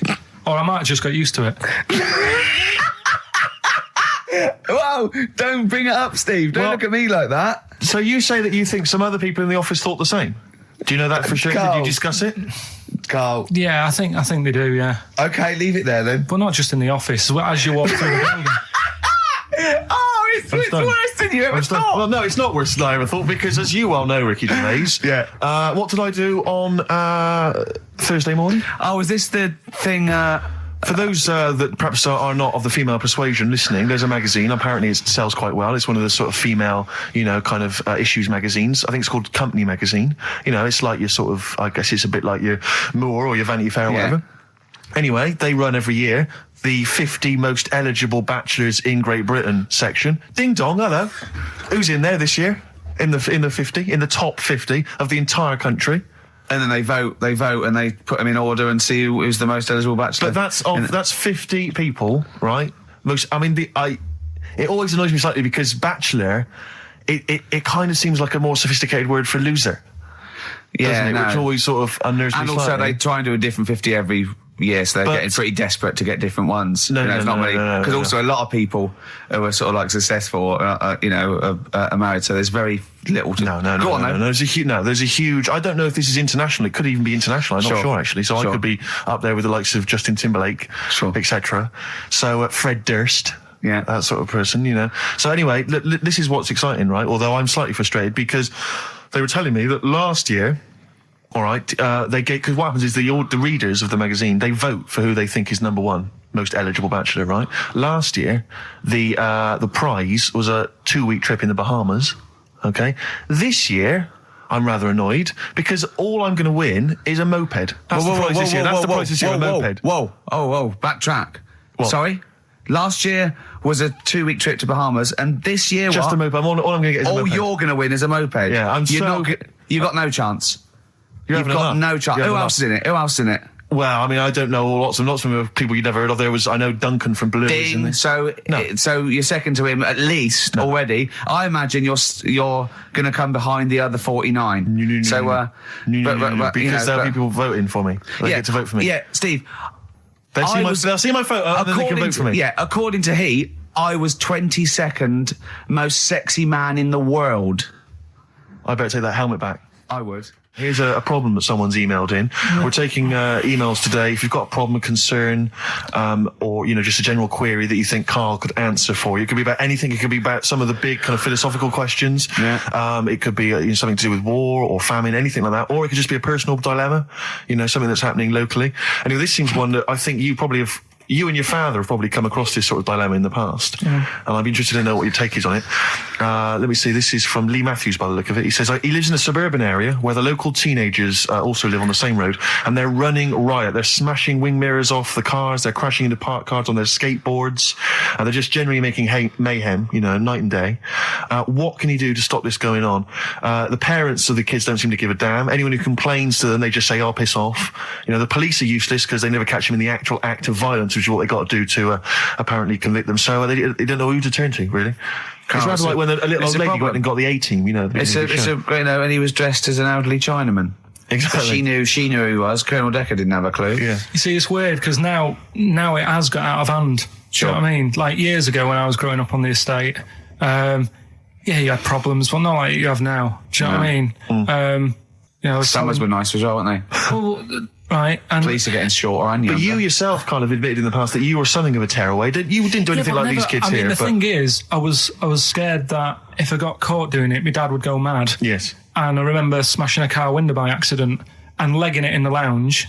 and sort of pretending to go asleep on the settee. Right? Genius. And I heard a knock at the door. Chloroformed himself just to be unconscious when his dad came home. And there was a knock on the door, and I thought, oh God, this is a fella who saw me. I was chucking a stone in the air, seeing how high I could throw it. Of course you were. Did it keep landing on your head? That would explain a lot. And it came down. Chucking a stone in the air, love To it. see how far I could It's throw it. brilliant. So, I wasn't bothering anyone. Did you by invent that game? Right? Did you get the stone for your birthday? Go and play with your stone. He gave one to Suzanne. Carl, go and play with your stone. The thing is, right, and it came down at a funny angle, and Of course it did. It ate the back of this car, and the back window is the most expensive because it has that heating thing in it. Yeah. In case you got a frosty window. Yeah. So I thought, oh God. So I legged it in, got on the settee, went to sleep, knocked at the door. Genius. It's a brilliant plan. It's a brilliant plan. I couldn't be guilty. I'm asleep. So I love the idea. So the thing is, our lounge used to sort of you could see in from the door, right? So this family who saw me do it saw me asleep on the settee, and my mum said, "Go and get the door." And I sort of went, "What?" As if I'd been asleep. Yeah. I went to the door, like rubbing my eyes, and the fella said, "What did you run off for? I saw you." I was like, "Oh no." And I didn't see my dad. I went out. It was when he was working sort of evenings. So I went out so I didn't have to see my dad. And then the next day I came home from school, and my dad said, 45 quid. Ooh. That's all he said. That's all when he he said. looked at me. And then you fell asleep when he went, wake up. You know what I said? No, 45 quid. Now the thing Carl. is, he didn't have to do anything. £45, Carl. Now, I know you were saving up for a brick, but you can't have it. Yeah. Just Equally, if you're doing a bigger crime, a bank job or a murder. Remember to take the stocking off your head, because if they wake you up and go, why have you got a stocking on your head? Just go, oh, I had a weird dream. Right. A quick query for you. This is from Jay. He's got a problem here. He says, my parents won't let me ditch my studies. He's currently reading modern languages at London University. Sure. He wants to follow his dream, but his parents won't let him, of being a dancer.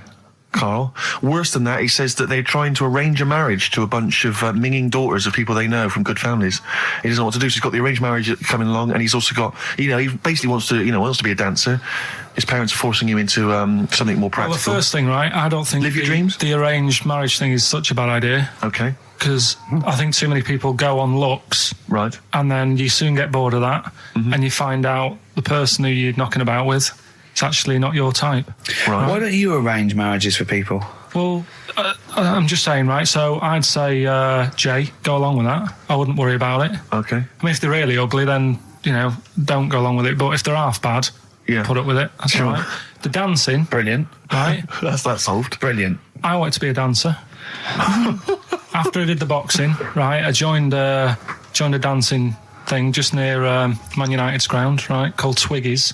Went along, I wanted to learn some moves. How old were you? Well, it was when Michael Jackson was, like, pretty big, so about 83, 84, 85, something like that, around there. Wanted to do it. When I went, it was shut, and it had become like a warehouse for toilet rolls. So in a way, I wonder what would have happened. Sorry. How is that an anecdote about you going through dancing? You've told me before you did boxing for a while, you did dancing for a while. You had a true fight in the boxing. You didn't even get in the. That's not an. Imagine if that was a film. This is like a boy's dreams of becoming a dancer. Oh, it's shut. Next on. I mean, how is that a story? Yeah, that was Billy Elliot. Do you think it would have won quite as many awards? Yeah, brilliant. Footloose. All right, I'm fed up. They banned it. Let's go. Oh, it's shut. Flash dance. First, there was. It's a warehouse. Never mind. I'm just saying, you'll find something else. I think I got a go-kart after that. I bought a motorised go-kart and kept myself busy with that. So. There's always other just things. Think, Alan Bennett has to sit down and really sweat over his stories. Yeah. He just opens his mouth. You are a living Alan Bennett character. So that's solved. Well, Jay, don't worry about that. There's no emotional problems I can foresee if you follow that advice. So the advice there is do an arranged marriage. If she's not ugly. minging, she's not completely minging. Yeah. And don't worry about dancing. Get a go-kart. Cheers. Great. Last week when I did Do We Need 'Em, do you know when I called up one of the museums and I Science Museum. Yeah, are you talking to me? Yeah, I'm just saying, I wanted to tell you before when the song was on, but you're so busy listening to it. Yeah, was I so busy listening to a song I was playing? Yeah, but we're doing a radio show, aren't All right, we? what's your point? Well, I just wanted to say, she emailed in to say I got her name wrong, so I'm just apologising for that. What did you call her? I think I called her Jessica. What was her name? I don't know, I've got it on email somewhere. What? This is not an apology. No, I'm You've just got saying. it wrong again! You've not even said her real name. How is that an apology? Well, I remember, I read the email, so, yeah, I But who are you apologising to? I think her name's Jackie, I think. Oh, you've got it wrong again, haven't you? Well, anyway, and she just said if you want to see dinosaurs and that, go to the museum. You were complaining about that as well, weren't you? You went to a museum and there was too many dinosaurs. He said you just need 4. No, well, Steve, have you been to the one in Knightsbridge? I think this so. one that I called up, right? It's nice. You go in, you get a good collection of stuff. You walk in, there's 3 or 4 dinosaurs. You've had enough, right? I went into New York, right? I went to the museum there, hundreds of them. You can't move for dinosaurs. Yeah. It's almost like they're responsible for them being extinct. There's loads of them. So all I'm saying is, if you want to see a dinosaur, go to the one near Knightsbridge. They've got a nice selection, some old vases and stuff. It's worth going. So Oasis and Songbird. It's a nice little ditty It's all right, yeah. of a It's not too Saturday. bad. Yes, thank you. XFM 104.9, Ricky Gervais, Steve Merchant, Karl Pilkington. I think we should go straight into it, Karl. I think we should do the competition. There's Karl in the corner. It seems a little premature. Do you reckon? Yeah, I Do you think reckon so. it's so Yeah, good? We should tease it out of them. Well, it's a big thing. It's just that I've got absolutely nothing to say. Sure. I haven't really. Well, I mean, like often I know you all have spoken to Karl in the week. This week, for some reason, I've been speaking to him. Oh, right. I spoke briefly to him about Michael Jackson and the documentary. Yeah. Now, of course, I thought that was extraordinary. Amazing, I asked amazing Karl's piece of opinion. work. Yeah. And he didn't mention to me the fact that Michael Jackson likes to climb up in trees. No. He didn't mention anything about his bizarre relationship with children. He didn't mention anything about his obsessive billionaire spending sprees. Right. He didn't mention anything about the mannequins he has in his thing, or the fact that he drives around his sort of 7 hotel suites in Las Vegas in a little kind of old people's scooter. The only thing of note for Karl was he said to me, "Did you notice how big his hands are?" I'll tell you what, though, I did. What? Yeah, how you look at the man's got like a face that he's had reconstructed. Well, I can't seem to say that. It's libelous. Yeah, But, no, he hasn't. He's got an he's had two face. nose jobs. Yeah, And you're but looking at his hands. But I think it's because you look at him and he looks a bit like there's a bit of androgyny there, but it's sort of like it is quite a petite sort of old lady's face in a way. But then you see these labourers' hands come out. That's always the way with a tranny, isn't it? You know what I mean? Well, you can't accuse him of being a tranny. No, he's not. No, he's not. What are you saying? No, I know He's got enough issues. Now you're accusing him of being a tranny. I like him. I thought he came out that brilliant. I thought it was really. I really felt sorry for him. No, I think he cleared up a few things as far as I'm concerned. I thought it was a fascinating piece of work, but I did like the shopping spree. That was great. Extraordinary, 'cause he's just got going such around bad just taste. pointing. I know it was bad taste, wasn't it? It was like one of those bizarre shops. You know what I mean? There's anything sort of a gift shop, but they're trying to make it look like Ming. But and it's sprayed gold. If he'd been living in a trailer park, he'd have been ordering, one of those porcelain dolls dressed like a Harley Davidson bike rider, or an Elvis commemorative plate. It was the kind of billionaire equivalent of that. But the hands were a giveaway. It's the same as those sort of transvestites. It's like you get. What was it about his hands? When you get like a cab driver or something, right? And he decides to turn transvestite about 60, and he goes on Kilroy. Do you know what I mean? It's that way. He got a twin set of pearls, and he goes, "I've never felt so comfortable." But his hands are still big. He's got a little wig, and he's got the lipstick on, and he's with his teenage kids who are going, "Kill me." Do you think he's been having surgery on his hands to make them larger? Bigger, yeah. Is that why he was wearing that glove through most of the Exactly, but I think he wants to be a goalkeeper. Right. And they said, well, you can't, Michael, you've got a big hands. It would help him climb the trees. It's yeah. And he can play tennis now without a racket. Yeah. So what did you make of it, Karl? Were you intrigued? The Michael Jackson thing, it was all right. But, that got a load of attention in the press. But the Trisha programme got nothing. Okay. Which, I know, Steve called me up in the week, right? 10 o'clock in the morning, I was at work. And he goes, I should think so at 10 o'clock. I should think preparing this show. Most people go to work about 8 or 9. Are you watching Trisha and that? I said, no, what is it? He goes, oh, you'll be loving it, right? Freaks. Was it Help Me, My Mum's a Freak? Siamese twins. Right, so I couldn't watch it, but he said, it might be on again because they repeat stuff on ITV2. Right. So I had my dinner late, right, instead of having it at like 1 o'clock like I normally do. Yeah. I had it at like 2:30. Yeah. Sat in the office, put the telly on, ITV2. These Siamese twins. Did it blow your mind? It was amazing. You know, we talk about a lot of things on the show quite a lot. The airy kids crop up a lot. I was waiting. It's been 10 minutes and you haven't mentioned the hairy kid. Right, and last week we were talking about Siamese twins, weren't we? So it was weird that this programme was on, but it was amazing. I mean, what I think you can't refer to them as Siamese twins. I think they're known as conjoined twins. Why? I think Siamese is maybe considered derogatory or as an old antiquated phrase. Yeah, I think it's because the first famous ones were actually from Siam. Right, but anyway. and that doesn't exist anymore. No, it's conjoined, Carl. Yeah. Get the phrase right. But you'd think that if that's happened to you, that wouldn't be that sort of offensive. The names that you must get called. Right. You think that's the least of your Siamese worries? twins, I'd say, well, that's, yeah. Now, were you stunned by where they were connected? Just live with it, we'd say. Because they were connected, of course, at the forehead. Oh. Sort of, which was quite extraordinary. Well, there was one set of Siamese twins. One had a job and the other one didn't. That's ludicrous. Yeah. The other one was unemployed. The other one had a job. She had to go to work. She had to get up at 6 o'clock on her day off. I'm supporting you, literally. Yeah. Then they get done off the social for sort of... Yeah, because the other one was signing on. That wasn't a question that Trisha asked. Annoyingly, because I know that much of the audience was thinking that. There was a few things that didn't crop up. What questions would you have asked of them? Because what things did you feel weren't mentioned?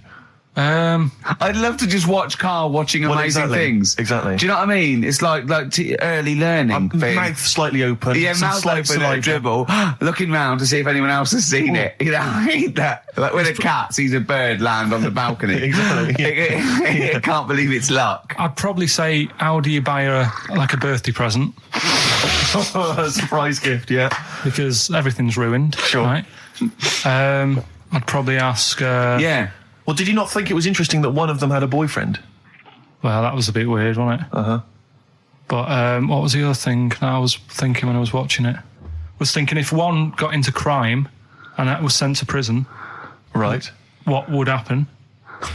How would you handle that? It's brilliant. It is brilliant. If a chimp could talk. And what was the other one? The other thing was, what did he talk about? Because it's not as if you can say, well, guess what I did today? Do you know what I mean? Yeah.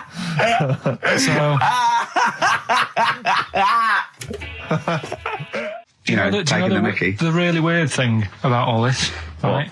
And it's annoying because you were saying about, what should have Trisha have asked and all that. Yeah. But one of them mentioned that one of them was adopted and the other one wasn't. Don't talk rubbish. No, seriously. I didn't understand it, right? Of course you didn't. And then Trisha sort of said, well, let's have a chat. And they were like, no, don't want to go into that. What do you mean one was adopted? That's what he said. One of them... don't quiz me on it, but that's what was said. Hello there, I'm a multi-millionaire, and I've just seen your orphanage. I'd love to adopt one of your children. You'd like to adopt one? I'd love to adopt a children, because I've got loads from around the world, so I'd love to adopt one. I'd give you $10,000 towards your we're speeding through then, yeah. Okay. We've actually got 2 left. I only need one. I'm only interested in one. Yeah, I don't need any more. They're sisters. I know it would be tragedy to break them up, but I really only need one. Now break up. There's the rub. You see. Sure. You just need the one. It's $10,000 now. You can have that. I'll sign it now, but I don't want to discuss it further. I'll bring her around. Brilliant. Okay. Ding dong. Hi. Yeah. Brilliant. You brought my kid round. Yeah. There she is. There. That's a joy. Yeah. Okay. Just standing next to a bush. Yeah. Do you want to? Can you bring her out? No. Me? There's nothing behind the bush. So you just want. I just want to be able to walk 360 degrees round her. Do you want her or not? Yes. I can't believe it. What's that little trolley? She's talented. Oh dear. You're talking nonsense, Carl. Well, whatever. Well, listen, still to come, right?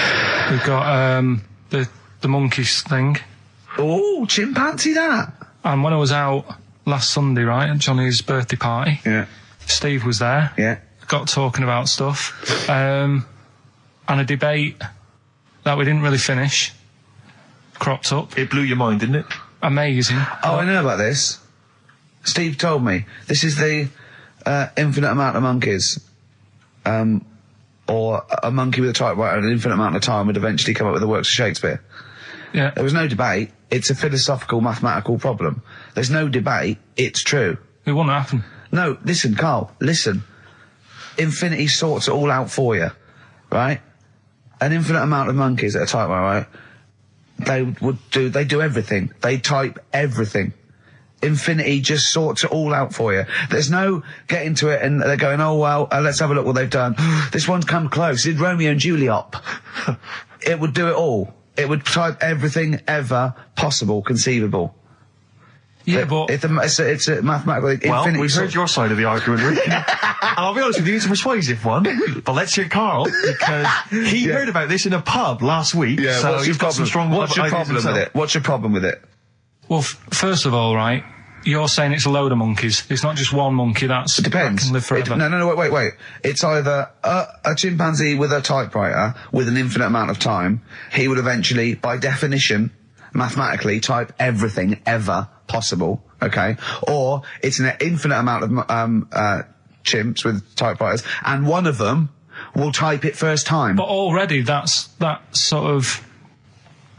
right. You either need to have What do you mean? monkey. What? You mean Let's hear his employment point. laws? He What do you mean can- it's not right? Let's hear him out, please. Okay. If it's one monkey Yeah. with a typewriter that's got loads of ink in it and that, right, at least it knows what it's done in the past. It's not... Keep going. Crime. If you've got a load of monkeys, it's like if you have too many, what's that saying about too many chefs? Too many chimps spoil the soup. Right, well, it's the same thing. It's like, well, I didn't tell you to put salt in it. I was going to put salt in it, and it messes it up. Whereas if it's just one, they know what's gone on. So what I'm saying is... just leave him go. I can't be bothered. I want to hear. I want to hear the rest. This blows my mind. He doesn't know what this does to me. It's a mathematical problem. I want to hear the rest. Well, it's just, I just don't think it will happen. What do you mean you don't think it'll happen? Infinity works it out for you, by definition. Well, what's stopping them typing the same thing again? They would. In fact, the problem should be, if you had an infinite amount of time, that it would type the works of Shakespeare an infinite amount of times, and everything else an infinite amount of times. But, you know, that's not as... But not Shakespeare. Oh! Shut up! You idiot! Rick, do you know what he said to me? I said to him, I explained it to him. I said, you've got an infinite number of monkeys, infinite number of typewriters. They will type the complete works of Shakespeare. He said, have they read Shakespeare? You're an idiot! Play a record. said, no, I'm not having this they're not conversation. doing it from I'm not having it because it really, really winds me up. But you're saying they'll do it with no spelling errors. Well, they do it an infinite amount of times. And they do it wrong an infinite amount of times. And they spell the last full stop wrong an infinite amount of times. And they get one thing wrong in Hamlet wrong an infinite amount of times. They do everything an infinite amount of times. But are they going off a story that they've... Play a record, Carl, because I'm going to knock you out. I'm just saying... Shut up! Do they know the story? Oh, They're monkeys! Oh, Christ. No, right, okay. Lloyd Cole, she's a girl and I'm a man. Good that, innit? On XFM, 104.9, Ricky Gervais, Steve Merchant, Karl Pilkington. As ever, Rick, there's always someone who steps in to defend Karl. Okay, what is the defence? What is the defence? Here's an email from Scott Coomer. He says, Karl is actually right. I've got an A-level in statistics and probability. It doesn't matter how long they have and how many monkeys you have. You cannot guarantee they would type the complete works of Shakespeare. Infinity makes it probable they would get it right, but not definite. Yeah. Well, yeah. Yeah. That's what I was saying. No, you weren't saying, Karl. You don't understand it. Infinity sort of sorts it out. That if they do anything, they nearly do everything, won't they? No, I mean, they'll give it a good shot. No, that's not the point. But the I'd point be is surprised if they did one page right. Right, listen. It's not to do with consciousness. It's not to do with them aiming. They are just bashing away at the keyboard. It's like they're used to show that there isn't consciousness. They chose the chimpanzee because it can type, presumably, hit the keyboard. It's because they hadn't come across you at the time. Yeah. It's to take out thought out of it. It's to take out reason and trying, right? It's just random. They're saying that if you typed enough things, if the computer was left typing everything, if you left it for an infinite amount of time, and they chose Shakespeare because there is meaning behind it, and it's difficult to get it exactly right, to show you that Infinity would come up with it's not just Shakespeare, it's every novel. It's everything. Fairly eloquent there from Gervais. A quick riposte, please, from Karl Pilkington. No, I'm just saying, what I don't understand, if it hasn't read it, then how does it know where it's going? Listen, right, listen, right, Can I just explain to people, right? Some people have said, why are you cruel to Karl? He drives me mental with things like that. What do you mean, let me just take a breather. How do I do your editing? He keeps coming in the week. You know that I work here properly, in the week, don't I? Yeah, I've got a proper job, Yeah. Should be 9 to 5, but I normally get in at about 8 o'clock and work. A lot of people about getting 8 o'clock. Working hard, trying to do my job. 3 times this week, I've been rushing around. I walked past my little studio. He's sat in there, all right? Now, because I've got this sort of job, I can get away with it. I said to him, if I was a doctor, would he keep coming to me practice? If you were a doctor, there'd be severe problems with the NHS. Imagine that. The standards would have lowered so much if you can arrive at the hospital you're a doctor. Pop in, I'll go to lunch, don't we? We have a little lunch break, don't we? I go, come on, let's go now. He goes, I'm busy. I go, come on, let's go now. He's going, no, you're doing me head in. Well, when I was talking about the monkey conundrum with Karl, he said to me, right, if I had a day off work and I was, say, watching the TV and with one hand I was typing a typewriter, would I type Shakespeare? I mean... Yeah, but you see, there's certain things. We were talking a little bit about this stuff the other week, weren't we, when we said you were going on about Einstein, and I said he's not that good. E equals MC squared. It sounds good, but I've never used it and that. Right? I've never used it! You haven't used 2 and 2 equals 4, Karl! The fella with an apple fell on his head. It could have been anyone sat under that tree. Do you know what I mean? It's just annoying. Lucky. And it just happened to be a genius. Newton gets all the credit for his laws of the universe. Well, other people were working whilst he was having a lunch break under the tree. So in a way, it's like he didn't deserve to have that success story. Again, forget the apple and the tree and whether he was sitting down having a lunch break. It's totally irrelevant. Yeah, but what I'm saying is there's certain things that will just happen. It's like, I think we were talking, when we were out eating the other week, we were talking about Noel Gallagher. Well, this is the reason the monkey discussion came up, right? Noel Gallagher... I don't know what to say. I don't know what to say. Rick, I don't want to misquote Noel. I'll be like Herbert Lom in Clouseau. I'm going to get a twitch whenever he opens his mouth. I don't know where to start with some of his statements. Well, as I say, this discussion began because we were talking about a quote that Noel Gallagher supposedly gave. Now, I don't want to misquote Gallagher, but the gist of it was that he said, had I... written Wonderwall or whatever, instead of the Beatles writing Strawberry Fields or whatever, I'd be the one that was considered the great songwriter and it wouldn't be the Beatles. It's just the fact that they came first that meant that they get all the credit as being the greatest band. I don't know where to start with that statement either. I mean, that's Gallagher's thing and he's, well, whatever. We know what we think of that. What was your point, Karl? You agreed with him, didn't you? Yeah, I reckon, right? Do you know we've talked about putting a baby in a room before and it'll know what colour it is and stuff? If you got a room that's painted red... Right, but forget that, because that's going to confuse Hear him out. Listen to me. Say if they did some new TV show, right? Like, what's that film with Jim Carrey in where the Truman Show. The Truman Show, right? So they make up a little room, and some woman has some kids, and you say, right, let's put the kids in this room, and they don't know what's going on outside. They don't know anything about, like, EastEnders and that. It's like their little world, right? They don't know anything that's gone on. How could a child survive without EastEnders? Right, listen. So, you sat in the room, right? And then, when they're all asleep... Right, wait for this bit. Someone... Have you heard this bit? Yeah, wait for this bit. They're all in a room. Yeah. They're asleep. Yeah. Someone pops in, puts a guitar next to the bed. Right? Nips off out again. They wake up in the morning...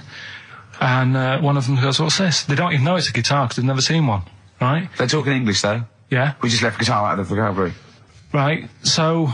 There's plenty more to come.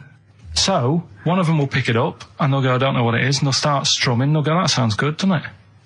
Give them a few weeks, they could come up with Hey Jude. Whereas, typing Shakespeare...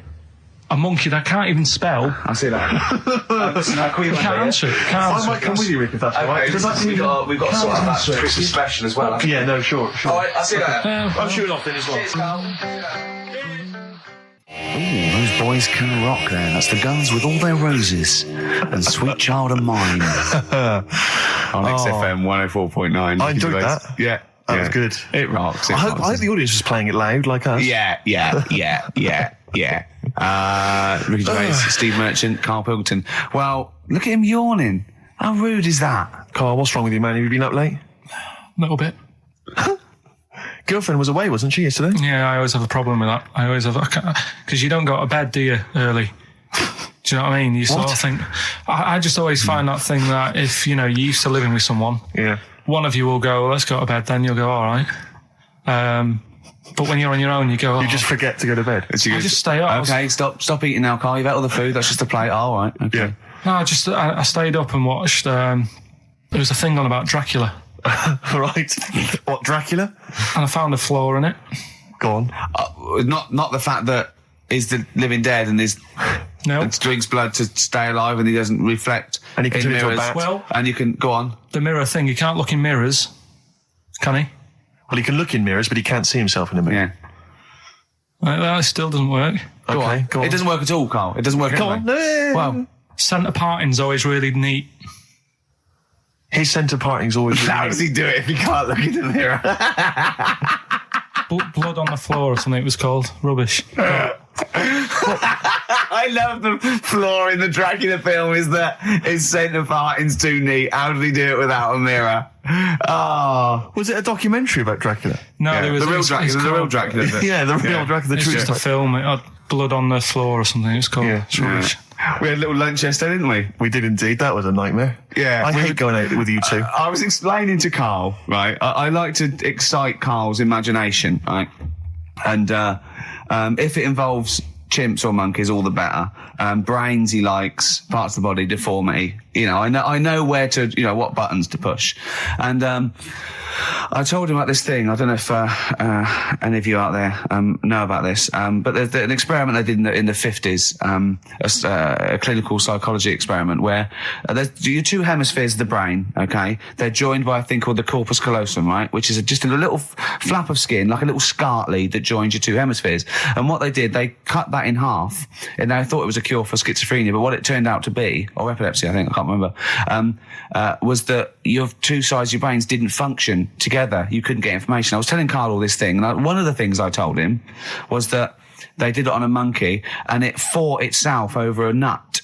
Like its right arm was connected, you know, by its left lobe of the brain, and it was fighting over itself. And Karl went, instead of like thinking this is amazing experiment, he went, would it have been happy if you'd given it two nuts? Yeah, I know.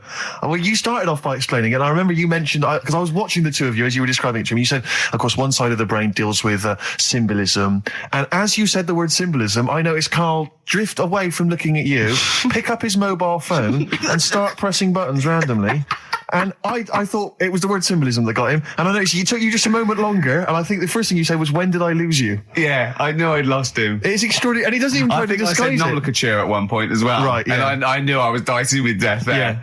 But, but I told you tried to look it up, didn't you, on the web? You didn't find anything about it, did you? The spelling of it's, what is it again? What's the word? Corpus callosum. Yeah, so I couldn't do it. No, there's no point. Don't bother. Give up. Don't bother. Give up. So if anyone knows any interesting facts about that, but yours hasn't been cut in half, has it, Karl? That would, again, might explain something. I'll tell you what we will be talking about later. I don't know if you're sort of aware of them, Steve. Go on. Bonobos. Oh, I don't know much about bonobos. I told him about he was looking for stuff. I said, put in bonobo. He was having no luck with chimp. And they're a form of chimpanzee, but they're even closer to us, evolutionarily speaking. They've got their social groups are more like ours. They're more intelligent, and he was loving it, weren't you? So is it human bonobo Karl? Is that how it works on the evolutionary ladder? Chimp Karl. Yeah. Talking about him. So we're talking about bonobos. You're excited about that? Yeah, That's coming up in monkey news? No, I think it's a bit of a monkey bonus. Something else we're giving away. The Shining. It's just more throwing away, isn't it? Once again, is it on video? Once again, it's on VHS. Just because you buy it out of your own money, Karl, stop being so mean. And I want to watch it tonight because it's one of those films that... So you're going to watch this video and then you're going to send it to someone as a prize? Yeah, it's one of them films that... Sorry, what, you just said yes to that without blinking? Oh, yeah. You don't think, like, Les Dennis doesn't have a quick go in the car on Family Fortune before he gives it away? It costs Jim Bowen $5.99. has a go at those his and her towel racks. It costs $5.99, Karl. Okay, this is Karl in the classic The Shining. And what's the question? Well, we might ask that afterwards. Okay, then. Fine. Still trying to write the book then? Yeah? Yes. Good. Funny, someone told me the other day, weird thing about a typewriter, the top row of letters, the longest word you can write is typewriter. I'll just show you. That's weird, isn't it? It's just the typewriter being... You're not in the mood, are you? You're in one of those grouchy moods again, like you get into when you're writing. I'm not being grouchy. I just want to finish my work. Yeah, just being a bit funny, a bit offhand and that. Let me explain something to you. Go on. Whenever you come in here and interrupt me, you're breaking my concentration. You're distracting me. And it will then take me time to get back to where I was. Understand? Yeah, but I just was coming in to try and cheer you up. You know, if you... I mean, I'm full of ideas as well. You know, if you're having a problem coming up with stuff, got loads of ideas you could write about. The other day I read about this airy Chinese kid. What do you want me to do about it? No, it's just that it could make a good book. Do you know what I mean? Sort of following round. That's swell. Well, I'd buy it. You know. But if you don't want to know, we'll have to... Don't bother doing it, but... Do you know what I mean? It's just airy Chinese kid. It's weird because they're not normally that airy over there. Yeah, this kid caked in it. But if you don't care... I wouldn't touch one hair on his goddamn little head. You won't have to touch any hair on his head. Like I say, he's covered. Leave the head alone if you want. Touch his hands. He's totally covered in it. But I love the little son of a bitch. Well, don't go that far. You haven't met him. But I can sort it out. I'd do anything for him. I don't think you'd expect that much. Just take him to the barbers 3 or 4 times a week. You know, he's a good little kid. In fact, I'll do it. I think I'll write a book on him. Yeah? Do you think you can handle that? Yeah.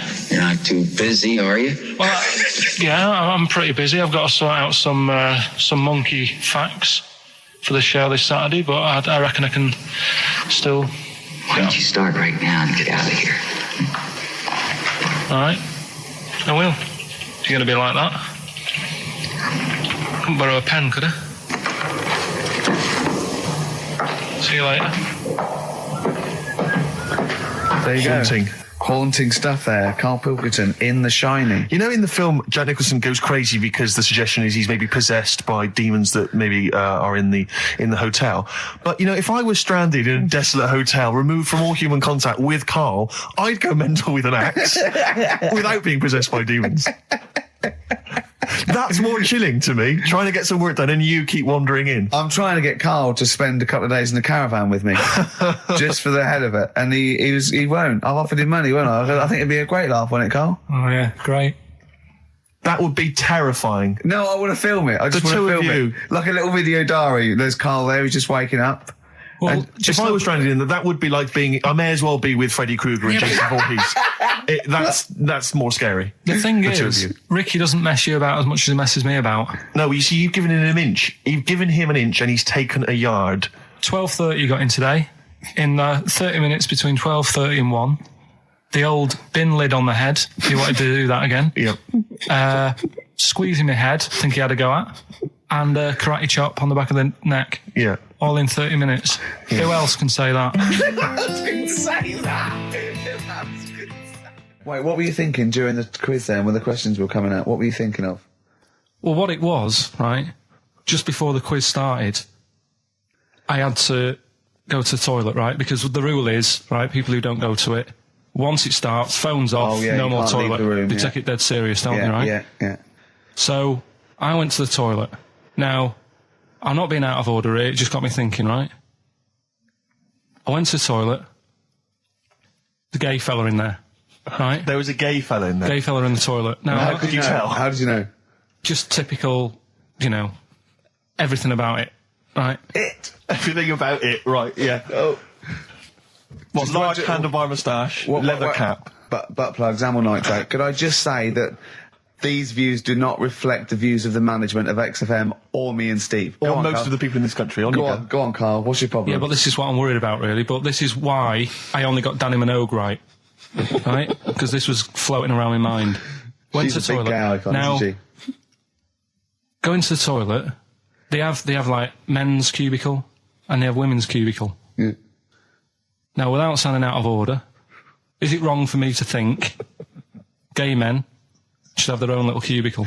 Go in. They should have their own. Well, not cubicle. You mean an actual toilet, I suppose. When I was at the urinal, Yeah. normally, there's a fella there, and then you go, all right, and there's no pressure.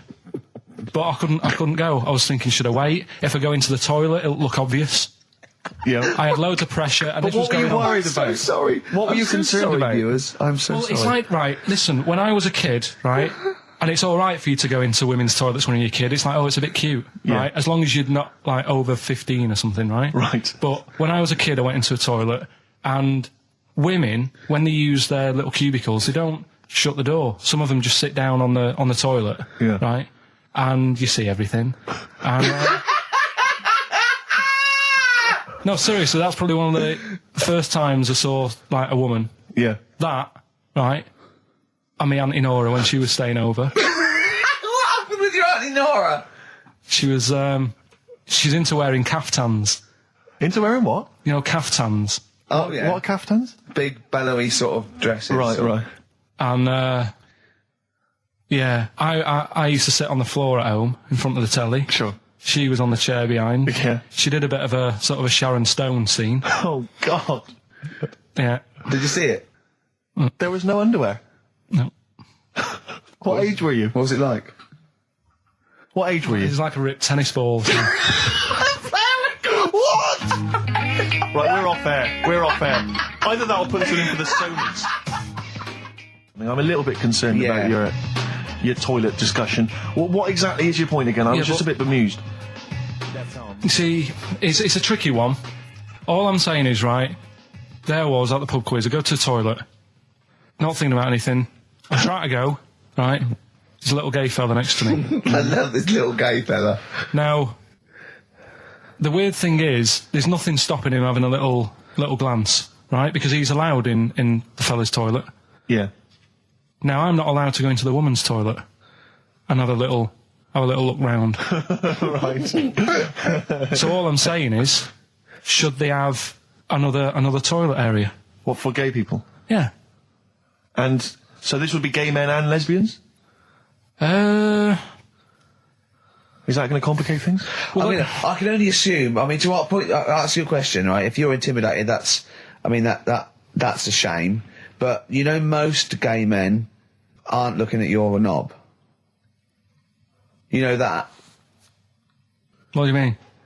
I can only say that 99.9% of gay men who use a urinal standing next to what they assume is a heterosexual man aren't looking at his knob.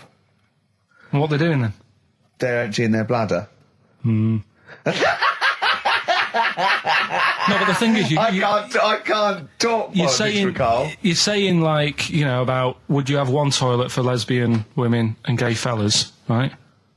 Well, does that mean? Would it be mixed? Would it just be? Well, would it have a man on one? That's heterosexual man. One little picture of a woman, there, and then what? What would the little icon be? A man and a woman?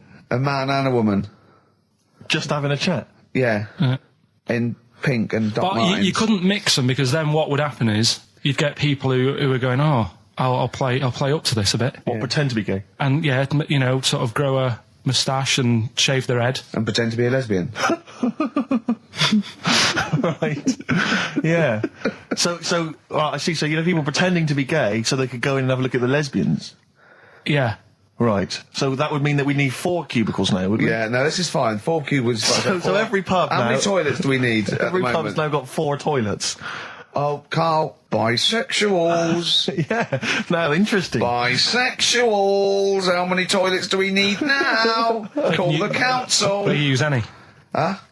No. No, because they're interested in everything, aren't they? Because the little bisexual fella will be looking at your knob. Right, with them, Yeah. what you do, you just have a door, you open it, and there's one urinal there, so you can't get a queue.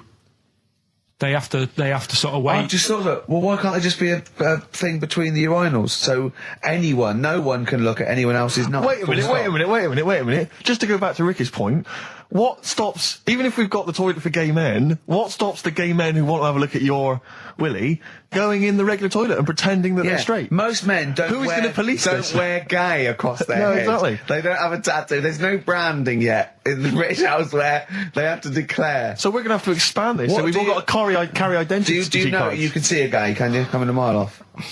No? No, I'll just hold it in next time. No. Can you tell gay men? Do you know a gay man? I'd say probably if you did if you lined some people up and said point them out, I reckon I'd get. But hold on, we're not talking about people dressed in leather with the arse cut out and an handlebar moustache. Yeah. We're talking about, the everyday, No, non-seen. of course, no. Well, yeah, but I mean, suppose I put you in a room and there was 10 naked men, right? Yeah. And there's 5 gay men and 5 hetero. Could you walk along that line looking at those gay... Am I naked? No, you don't have to be naked. Why would you have to be naked? To catch them out. How would you catch them out? Don't go into it. Don't go into it. Don't go into it. Play a record. Right, there was this. This is what it's like about getting presents and stuff, right? With my mum and dad. Go on. My mate Colin, right? He Colin had, Makin? No, Colin Bailey. Oh, right? yeah. He had a little Sinclair Spectrum, right? Yeah. Computer, Yeah. which was like the thing to have at that yeah, time, yeah, right? yeah. You used to always go round to his house. The deal was Not the one you had to play through the window because you weren't allowed. no, that's another lad. Oh, right? yeah. This is a different lad, and the deal was he came to our house and my mum gave him a pie, and then I'd go round to his and I'd stay there for a few hours playing, Hungry Horace and stuff like that on it. Sure. Right? Now, my mum and dad knew that I really wanted one of these computers, right? So I waited about a year. Came round to Christmas Day. I thought, I reckon might have one. Turned out they bought me the wrong one. They bought me a ZX81 instead of a Spectrum, right? And Christmas Day, I'm there trying to load the games up. It's not working. I'm thinking, what's wrong, right? And the thing with me when I was a kid, I used to get quite sort of agitated. This is the moment. Right? I found out that it needed a RAM pack to make it work, right? Looking in the thing and it's saying, and make sure you put your RAM pack in the back. And I was like, oh, where's the RAM pack? And my dad's going, I don't know, I've got you the main bit. That's it. So I was that wound up, I just was sick, right? Just sick. I didn't feel sick or anything, I just was like, oh God. Went to the sink, just sick. Because I was that on edge about it. I said, come on, we've got to get one. And my dad's like, Tandy's shut. We're not gonna get anything today. Ruined again, Christmas Day. That was after the year when my train set got blown up by our kid. The following year, no RAM pack. And now you ask me why don't I get good presents? He's scarred. He just I'm gonna die. Honestly, I'm gonna die. He's just being sick. Yeah. There's no RAM pack. Did you get to the bottom of it? Why wasn't there a RAM pack? You have to buy them separate. Oh, It's one of them okay. cons. What do you mean I can't play Frogger? Oh no. So, wasn't there another incident when you threw up? Spontaneously threw up? Through sheer anxiety? I do get it. It's not so much now because I've relaxed a bit, but as a kid I used to be quite on edge all the time with certain things. Do you think that's what happened to your The cat wind. that kept being sick? That it didn't get the food it wanted? And it just threw up? Do you remember that? Yeah. God, so they shaved it. Yeah, but again, you see, the cat thing, I mean, it's mad. I was thinking about it the other day, right? I used to think I had quite a normal upbringing, You didn't. right? And someone was talking Your about the mother cat. once told you not to go to school because it was windy, Carl. It was Yeah. not a normal The upbringing. cat was being sick, so she shaved it, so it was easier to clean. Right, well, my mum and dad went on holiday, right? And I stayed at the Rosses down the road. Oh, yeah. Only a kid, must have been about 5 or something, right? And I was always running around in the house. I had a lot of energy as a kid. What the Rosses did, they had this cat that was dead violent, the most violent sort of angry cat I have ever witnessed. A tiger. It was honestly, Steve, if it was bigger, it would have been, because it was just always having a go at you. Yeah. If you went to pat it on the head, it went to bite you and stuff. And what they used to do with it, to stop me running around, I'd sort of be running around, and then I'd get a bit tired, and they'd say, have a lie down on the settee. So I'd lie down on the settee and I'd nod off. And what they used to do, I'd wake up and I'd put the cat on my belly. Right? So I'd be scared to move because it's like it's going to get me. but it would keep you there. It kept me there, and it used to sort of slaver on me, and they'd sort of, go out or whatever, and I'd be lying there. That's not normal, is it? Carl, sorry, were you created by the Brothers Grimm for one of their fairy tales? What kind of a life is that? A cat paperweight to keep Karl in place. He keeps blowing around. It's windy. We'll have to weigh him down. Be careful. Your mum probably told him that it's a windy day. You got to get something heavy on him, otherwise he just gets blown into the road. God bless him. Rick, I sometimes get off at the Tube at Tottenham Court Road if I want to look at the record shops before I come into XFM, and I always cut through Chinatown. Oh yeah. And every time I come through Chinatown, the same thought always strikes me. I always feel like I want to just gather all the little locals, all the little Chinese fellas, just gather them round and just go, guys, in what way is this a town? It's not, is it? This is not, at best, what you've got here is a novelty street. Yeah, Gerrard Street is not a town, mate. It's not a town. You've had this here for like 100 years. It's not expanding. Yeah. You can't just call it Chinatown and claim it's a town. If I was them though and you stood there, I go, what are you talking about? It is a town. It is a town. It's our town. It is a town. It's our town. We've got all lots of stuff. Where's your church? Where's your mayor? We got a betting shop. Not enough. It is. See, all you've got here is restaurants. No. That does not a town. No. Got a little supermarket with snacks. What does it sell? Snacks. Specifically, I would imagine crackers. Yeah. Do you want to buy a dragon? Do you want to buy an ornamental dragon? If I wanted to buy one, this is where I would. Do you want to buy a gold dragon? Is it made of gold? No, it's made of plastic, but it's sprayed gold. Do you want to buy that? It's not a town. It is a town. It's not a town. Yeah. And it annoys me because when I first came to London, I genuinely thought Chinatown was going to be this amazing, what they've got there is you'd hear a gong and every time we went in there, and there'd be rickshaws and people walking on those little sort of wooden shoes. You know those ones? They're brilliant. They are just comping around in them, but nothing. It's nothing. It's just. Yeah, exactly. Yeah. It just reminds me of, have you ever been to any of those sort of museums? You tend to have them up north where they've got you sort of sit in a little cart and it sort of rides you through kind of, I don't know, it might be Newcastle, the Victorian era. Yeah. Can I have half a pound of those sweets, please? Exactly. Of course you can. If there were some animatronic men, it would just be an exhibit. Yeah. Although their concession to being 100 years ago is that there's some scales in the shop and there's a horse outside. Yeah. That's it. That's it. Exactly. Yeah. The traditional sounds and smells of old England. And the voice of going, of course, there was no television. Exactly. Amazing. Yeah. Amazing. Brilliant. Yeah. Welcome to Chinatown. Ding. So it's not, it's a good point. Is that a piece of traditional music? Ding, ding, ding, ding. Yeah. Is that some traditional Chinese music, or is that music that someone in this country wrote, thinking it sounded like Chinese music? I think it was the Vapors, wasn't it? Oh, is that what it is? That? That's the music, isn't it? But are you sure they didn't take that from some other source? It's that pentatonic scale, isn't it? What is it called? It's the black notes on the piano. Right, that's the one I can play along with EastEnders. Yeah. Do you know what I don't get with it? Go on. Chinatown. Yeah, Chinatown, because I always walk through it on the way to work. A couple of things annoy me. First of all, I think it's bad business, just because if you've got a Chinese restaurant, put it somewhere where there isn't any others. It's a good point. Yeah, but it's also a community. They're not just a theme park for other people. I remember going out one night with Suzanne and some friends, and you got there and there's so much choice. It's that dilemma of, forget it. Well, not really. Specifically, do you fancy Chinese? Well, no, but why don't you go to the one with the dead ducks hanging in the window? That's my favourite. That's the other thing as well. It's like, normally you put your good stuff in the window. If that's what's in the window. Yeah.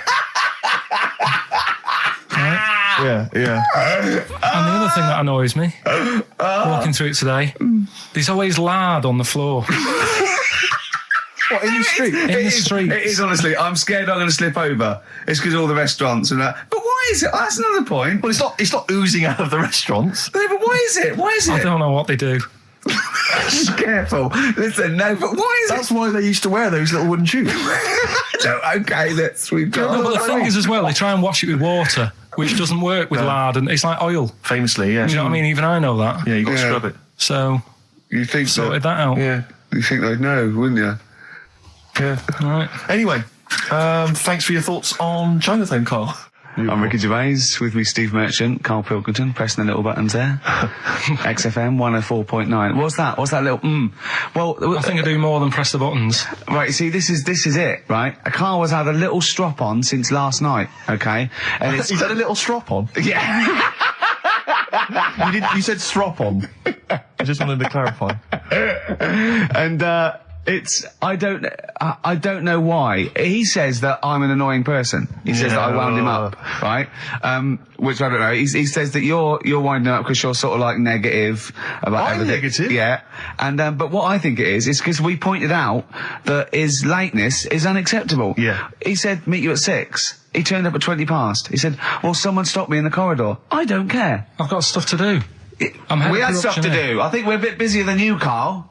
You've got one job. We've got loads of jobs. I keep telling you that. You got one job in a little room, a 9 to 5 there, that you don't even get done in 9 to 5. That's why you're late and mucking around all the time. There's loads of work to do. Yeah, one job. No, it's not. It's one job with a lot of other jobs in it. It's like those little Russian dolls you get.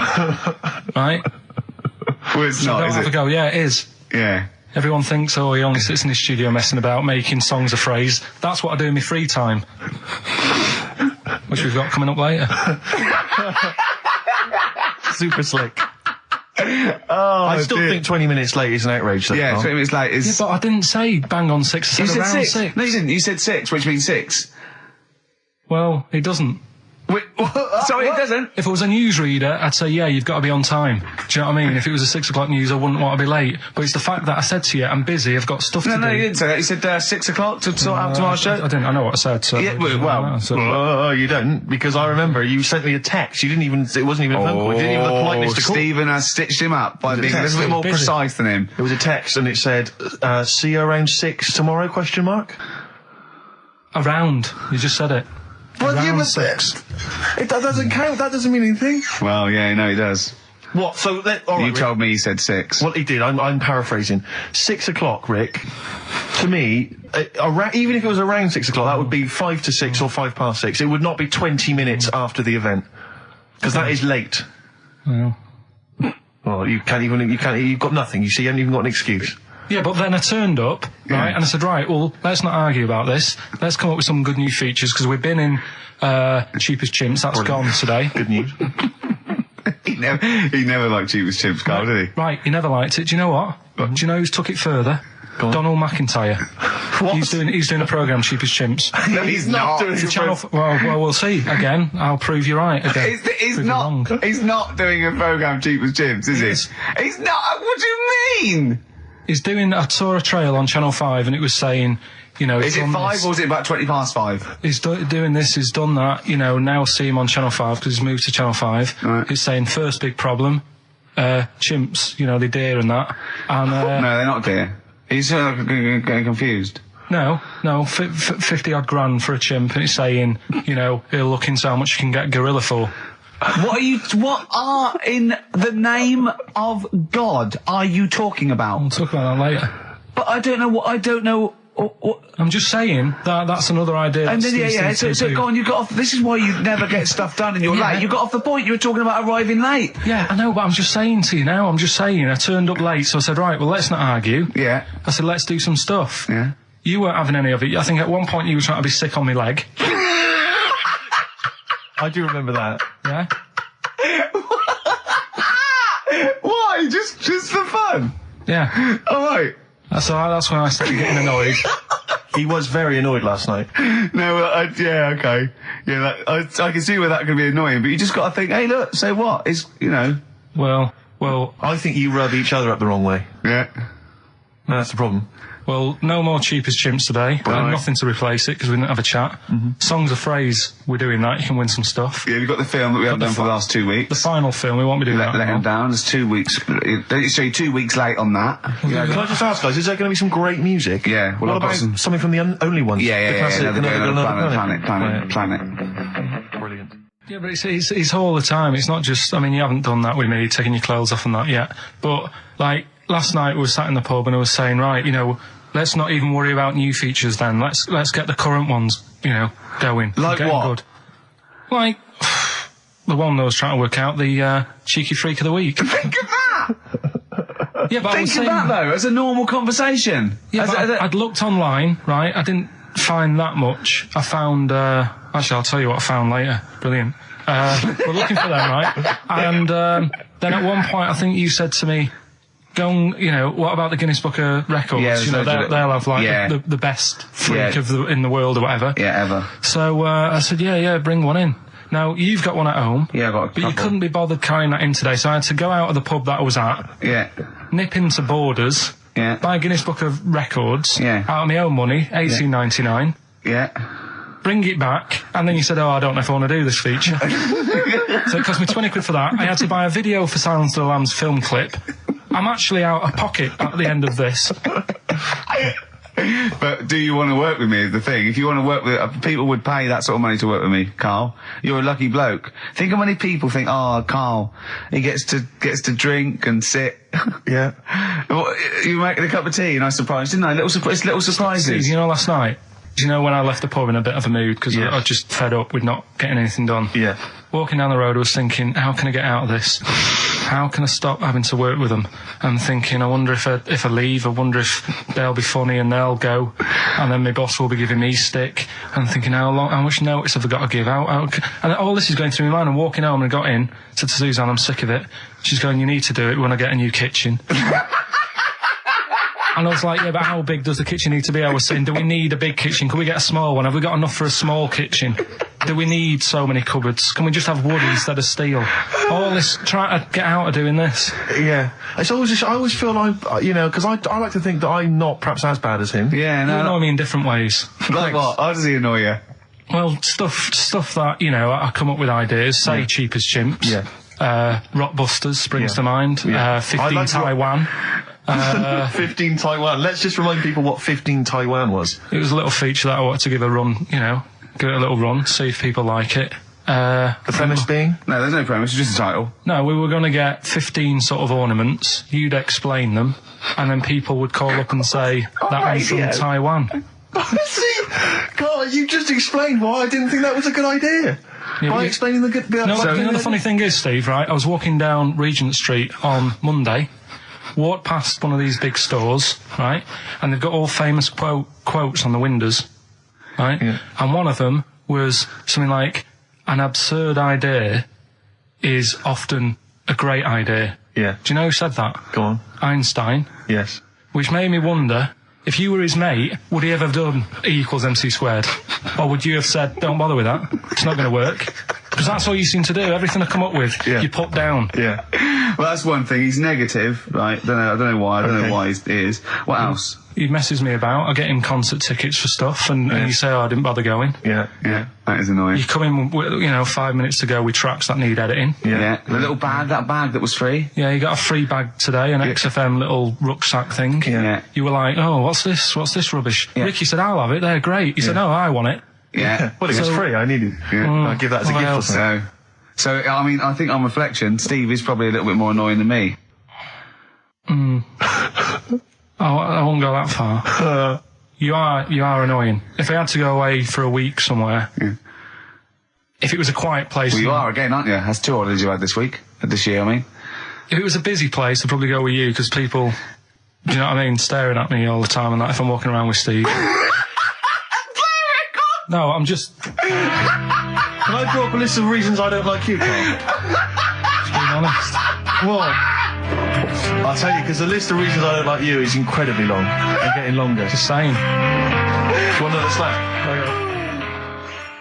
Eminem, Sing for the Moment, on XFM 104.9. I'm Ricky Gervais. With me, Steve Merchant, with 5 little hamburgers. Got 5 burgers here, yep. And so I don't know, how should we begin, Carl? Do you want to just look at the size of these burgers? Look, they can see it on webcam, can't they?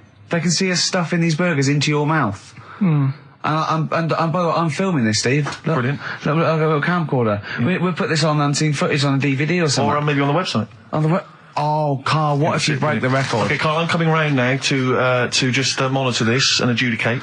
What's the web? If people want to see this on the webcam, what is it? XFM.co.uk. Right, okay. Hold on. Can I, Steve, I'm can not I do being that? funny. I'm not being funny, right? But I think I have got like a bit of a wheat thing. You've got a bit of a what? A wheat allergy. Oh, thing. don't give me that. No, seriously, my head's. I've been eating a lot of shredded wheat recently, and my head's got a bit bigger. God, I don't think you can let us down now, mate. So you just got to put that for us. No, I can't put that like that in my mouth on its with. I've got to break it up. I've got to break it up. Can't break it up. Can't break it up. It doesn't say you can on the rule thing. It does. It doesn't. I can't look. I physically can't. Try it. I can't look. I'd have to be Jay Goody to get it. Seriously, look. Try it. Yeah, I know, but you're not approaching it right. That's it. Come on. That's all. Keep God, he's not going to do one. Keep going.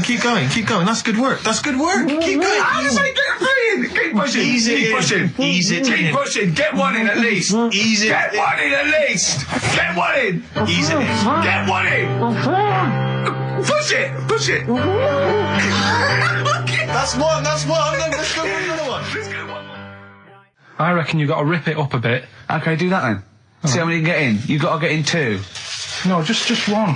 No. Well, it's don't rip it up and pack it in. What do you do? Pack your swear. cheeks first. Honestly, Steve, my head is swelling a bit because I have got a wheat thing, a wheat allergy.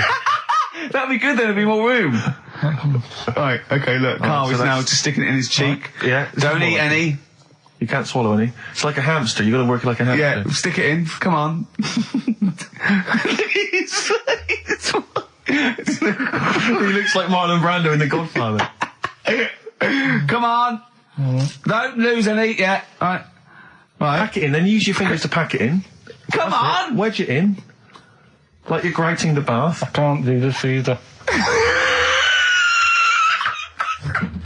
Keep going. Keep going, don't give up so early. This is part of the problem. You just give up, Carl, too quickly. You failed again. It's like your history O level. Come on, Carl. Come on. Do something well. Succeed at something. Push it in. You've got nearly a half a burger there. Oh, I'll come round there. You're chewing. Don't chew. I've got a bit of food. I don't know what he said, but... Is that a whole one? No, it's not. I can see bits left. Come on, Carl. Come on, keep working at it. Keep working at it. Look, there's so much space in your mouth, I can see it. He's going red. Okay, we're doing another one. We're doing another one. That one then. We're doing a... Oh, are you alright? Are you going to be sick? Are you alright? Alright. Oh God, should we play a record? He's making my eyes water now. I'll find a different one for you. Find a different one for What him. about most grapes eaten in 3 minutes? I'll go. Do you want to do that? Grapes are easy, aren't they? That's easy. Great. Come on, grapes are easy. You've got to have a handful of grapes and you've got to press song 2 by Blur. When we come back, you'll be stuffing your face. Hold on. You ever do that? How can you work the buttons? I can do that. No, I don't think you can. You cannot touch the grapes until the opening note of song 2 begins. When the Blur 2's, when song 2 stops, can we just push up the fader so because you'll be stuffing Don't worry, your face. we're almost. Let's go. If we go any second now. Okay, right. You're Okay, ready, 3, 2, 1, go! And he's off. That's good work from Carl there. He's approaching it cautiously to begin with. Cautiously. And he's keeping it. Let's just, he's keeping people. Come on, don't make him laugh. He's choking. Oh, Carl, quick! Keep going, Carl. Come on! What happened? Did you just throw up? No! Don't make him laugh! Oh, come on! We can make wine. Come on, Carl. You're doing so well, Carl. mate. I want to go. Come on. Only. Why are you making him laugh? That was a world record attempt. Come on. He's over them. Keep going. Come on. You got 25 seconds. Come on. Oh, I think that was a shame actually because you were doing well, but something went wrong. I know, and I think those are bigger grapes than the ones I've seen before. They're quite big grapes. Look at his face. He looks so despondent. Come on, Carl. 8 seconds. Just a few more. 5. Come on. What's the matter? 2. 1. It's all over, Carl. It's all over. Better count how many you did. Just You can get good at this. We can get good at this over the weeks. I think that was a fairly pitiful attempt, actually. I really thought you had a... It's interesting, actually. These are harder records than you might think. Yeah, I know. 6, 8, 10. How do you feel after that record-breaking attempt? Not happy with that. What are you not happy about? The fella who did it, was he in hospital and just had loads of grapes? I was bored. I'm sure he wasn't producing a radio programme, that's for sure. Well, to be fair, neither are you. What was tricky about it? What did you find hard? I think having Ricky standing over me, sort of shouting, "Go on!" isn't normal. No. But so that wasn't... He hasn't eaten any! Hold on, that's 50, you have to. That's quite a poor attempt then, by the seam of it. Would you think about trying to maybe do that again in a couple of weeks? Would you do some practice and try that again? No, leave it. Leave it for the experts. And I noticed a tricky point, maybe sort of when you had about 50 seconds to go, you seemed to be spewing things into the bin. What was that? Again, mainly Ricky standing over me, so... 88. He's got 88 left. Okay, so what's the mental arithmetic there? Because we put how many in? It was 150 in the thing, wasn't it? What did I say? What did I say I had left? Well, I'm not doing it again, 88. So... You had 88 left. So 62. God, you're only at 62. What's the matter with you, Karl? There's people start you at 62. That is rubbish. That's disappointment. Let's leave that. So you failed on 2 world record attempts there. 62, and the record's that is rubbish. What were you doing? Oh, yeah, but like I said, I've got a small throat. I can't drink a drink quick. Ever since the Mr. Freeze Pops when I was 6, that I nearly choked on, I nearly died on, I can't go back. It'd be like asking, I don't know, someone who got run over to play Frogger or something. What's Frogger? What, you mean real life Frogger? Game. Well, just a computer game brings back memories, doesn't it? And I can't do that. What's Frogger? Does Frogger get run over? Yeah. It's a little frog that has to run across a busy road. Do you know who he reminded me of? Apart from Hamburglar and Zippy and all that. When he was munching those grapes, because the shape of his head, it looked like a game of Pac-Man. Yeah. It did, as he was getting to him, it looked like... We should have had that music. It looked just like it. Oh, God. Do you remember there was a board game version of Pac-Man? Was there? I mean, the only thing that Pac-Man had was the fact that it was on a computer and it was a little face eating things. But imagine that as a board game. But there's board games of, like, things that you don't need board games for. Yeah. It's like there's board games of charades. Do you know what? You don't need that. It's like parlour games. Board games of let's watch the telly. Yeah. Let's play sit around. And it's all like 1999. You don't need it. New from Mattel, a stick. Simply run along, clanking it against a fence or a metal grate. It's fence stick. And a picture of it, like, oh, Nan, that's my stick. I'll tell you That's what. my fence stick. Do you know I saw in a shop recently the board game of Cold Feet, the TV show. That is a winner. You are John Thompson. Yeah. Go back. Yeah. See a good game. Drink 8 pints. Go on. Songs of phrase. Songs of phrase. Nicely done. Right, we'll get this going. How do you feel, Karl? Yeah. Again, all right. disappointment. Disappointment probably to your family and friends. Well, I don't think they'll be that gutted, to be honest. Right, songs of phrase. Well, Carl, why don't we both we'll come up with songs of phrase, because it's a big tease. People love that. Yeah. It's one of the hot new We've got quizzes. one more thing for you to eat. No, I'm not doing any more of that, seriously. Play a song? Right, songs of phrase next, right? That was rubbish, that half hour. Rubbish.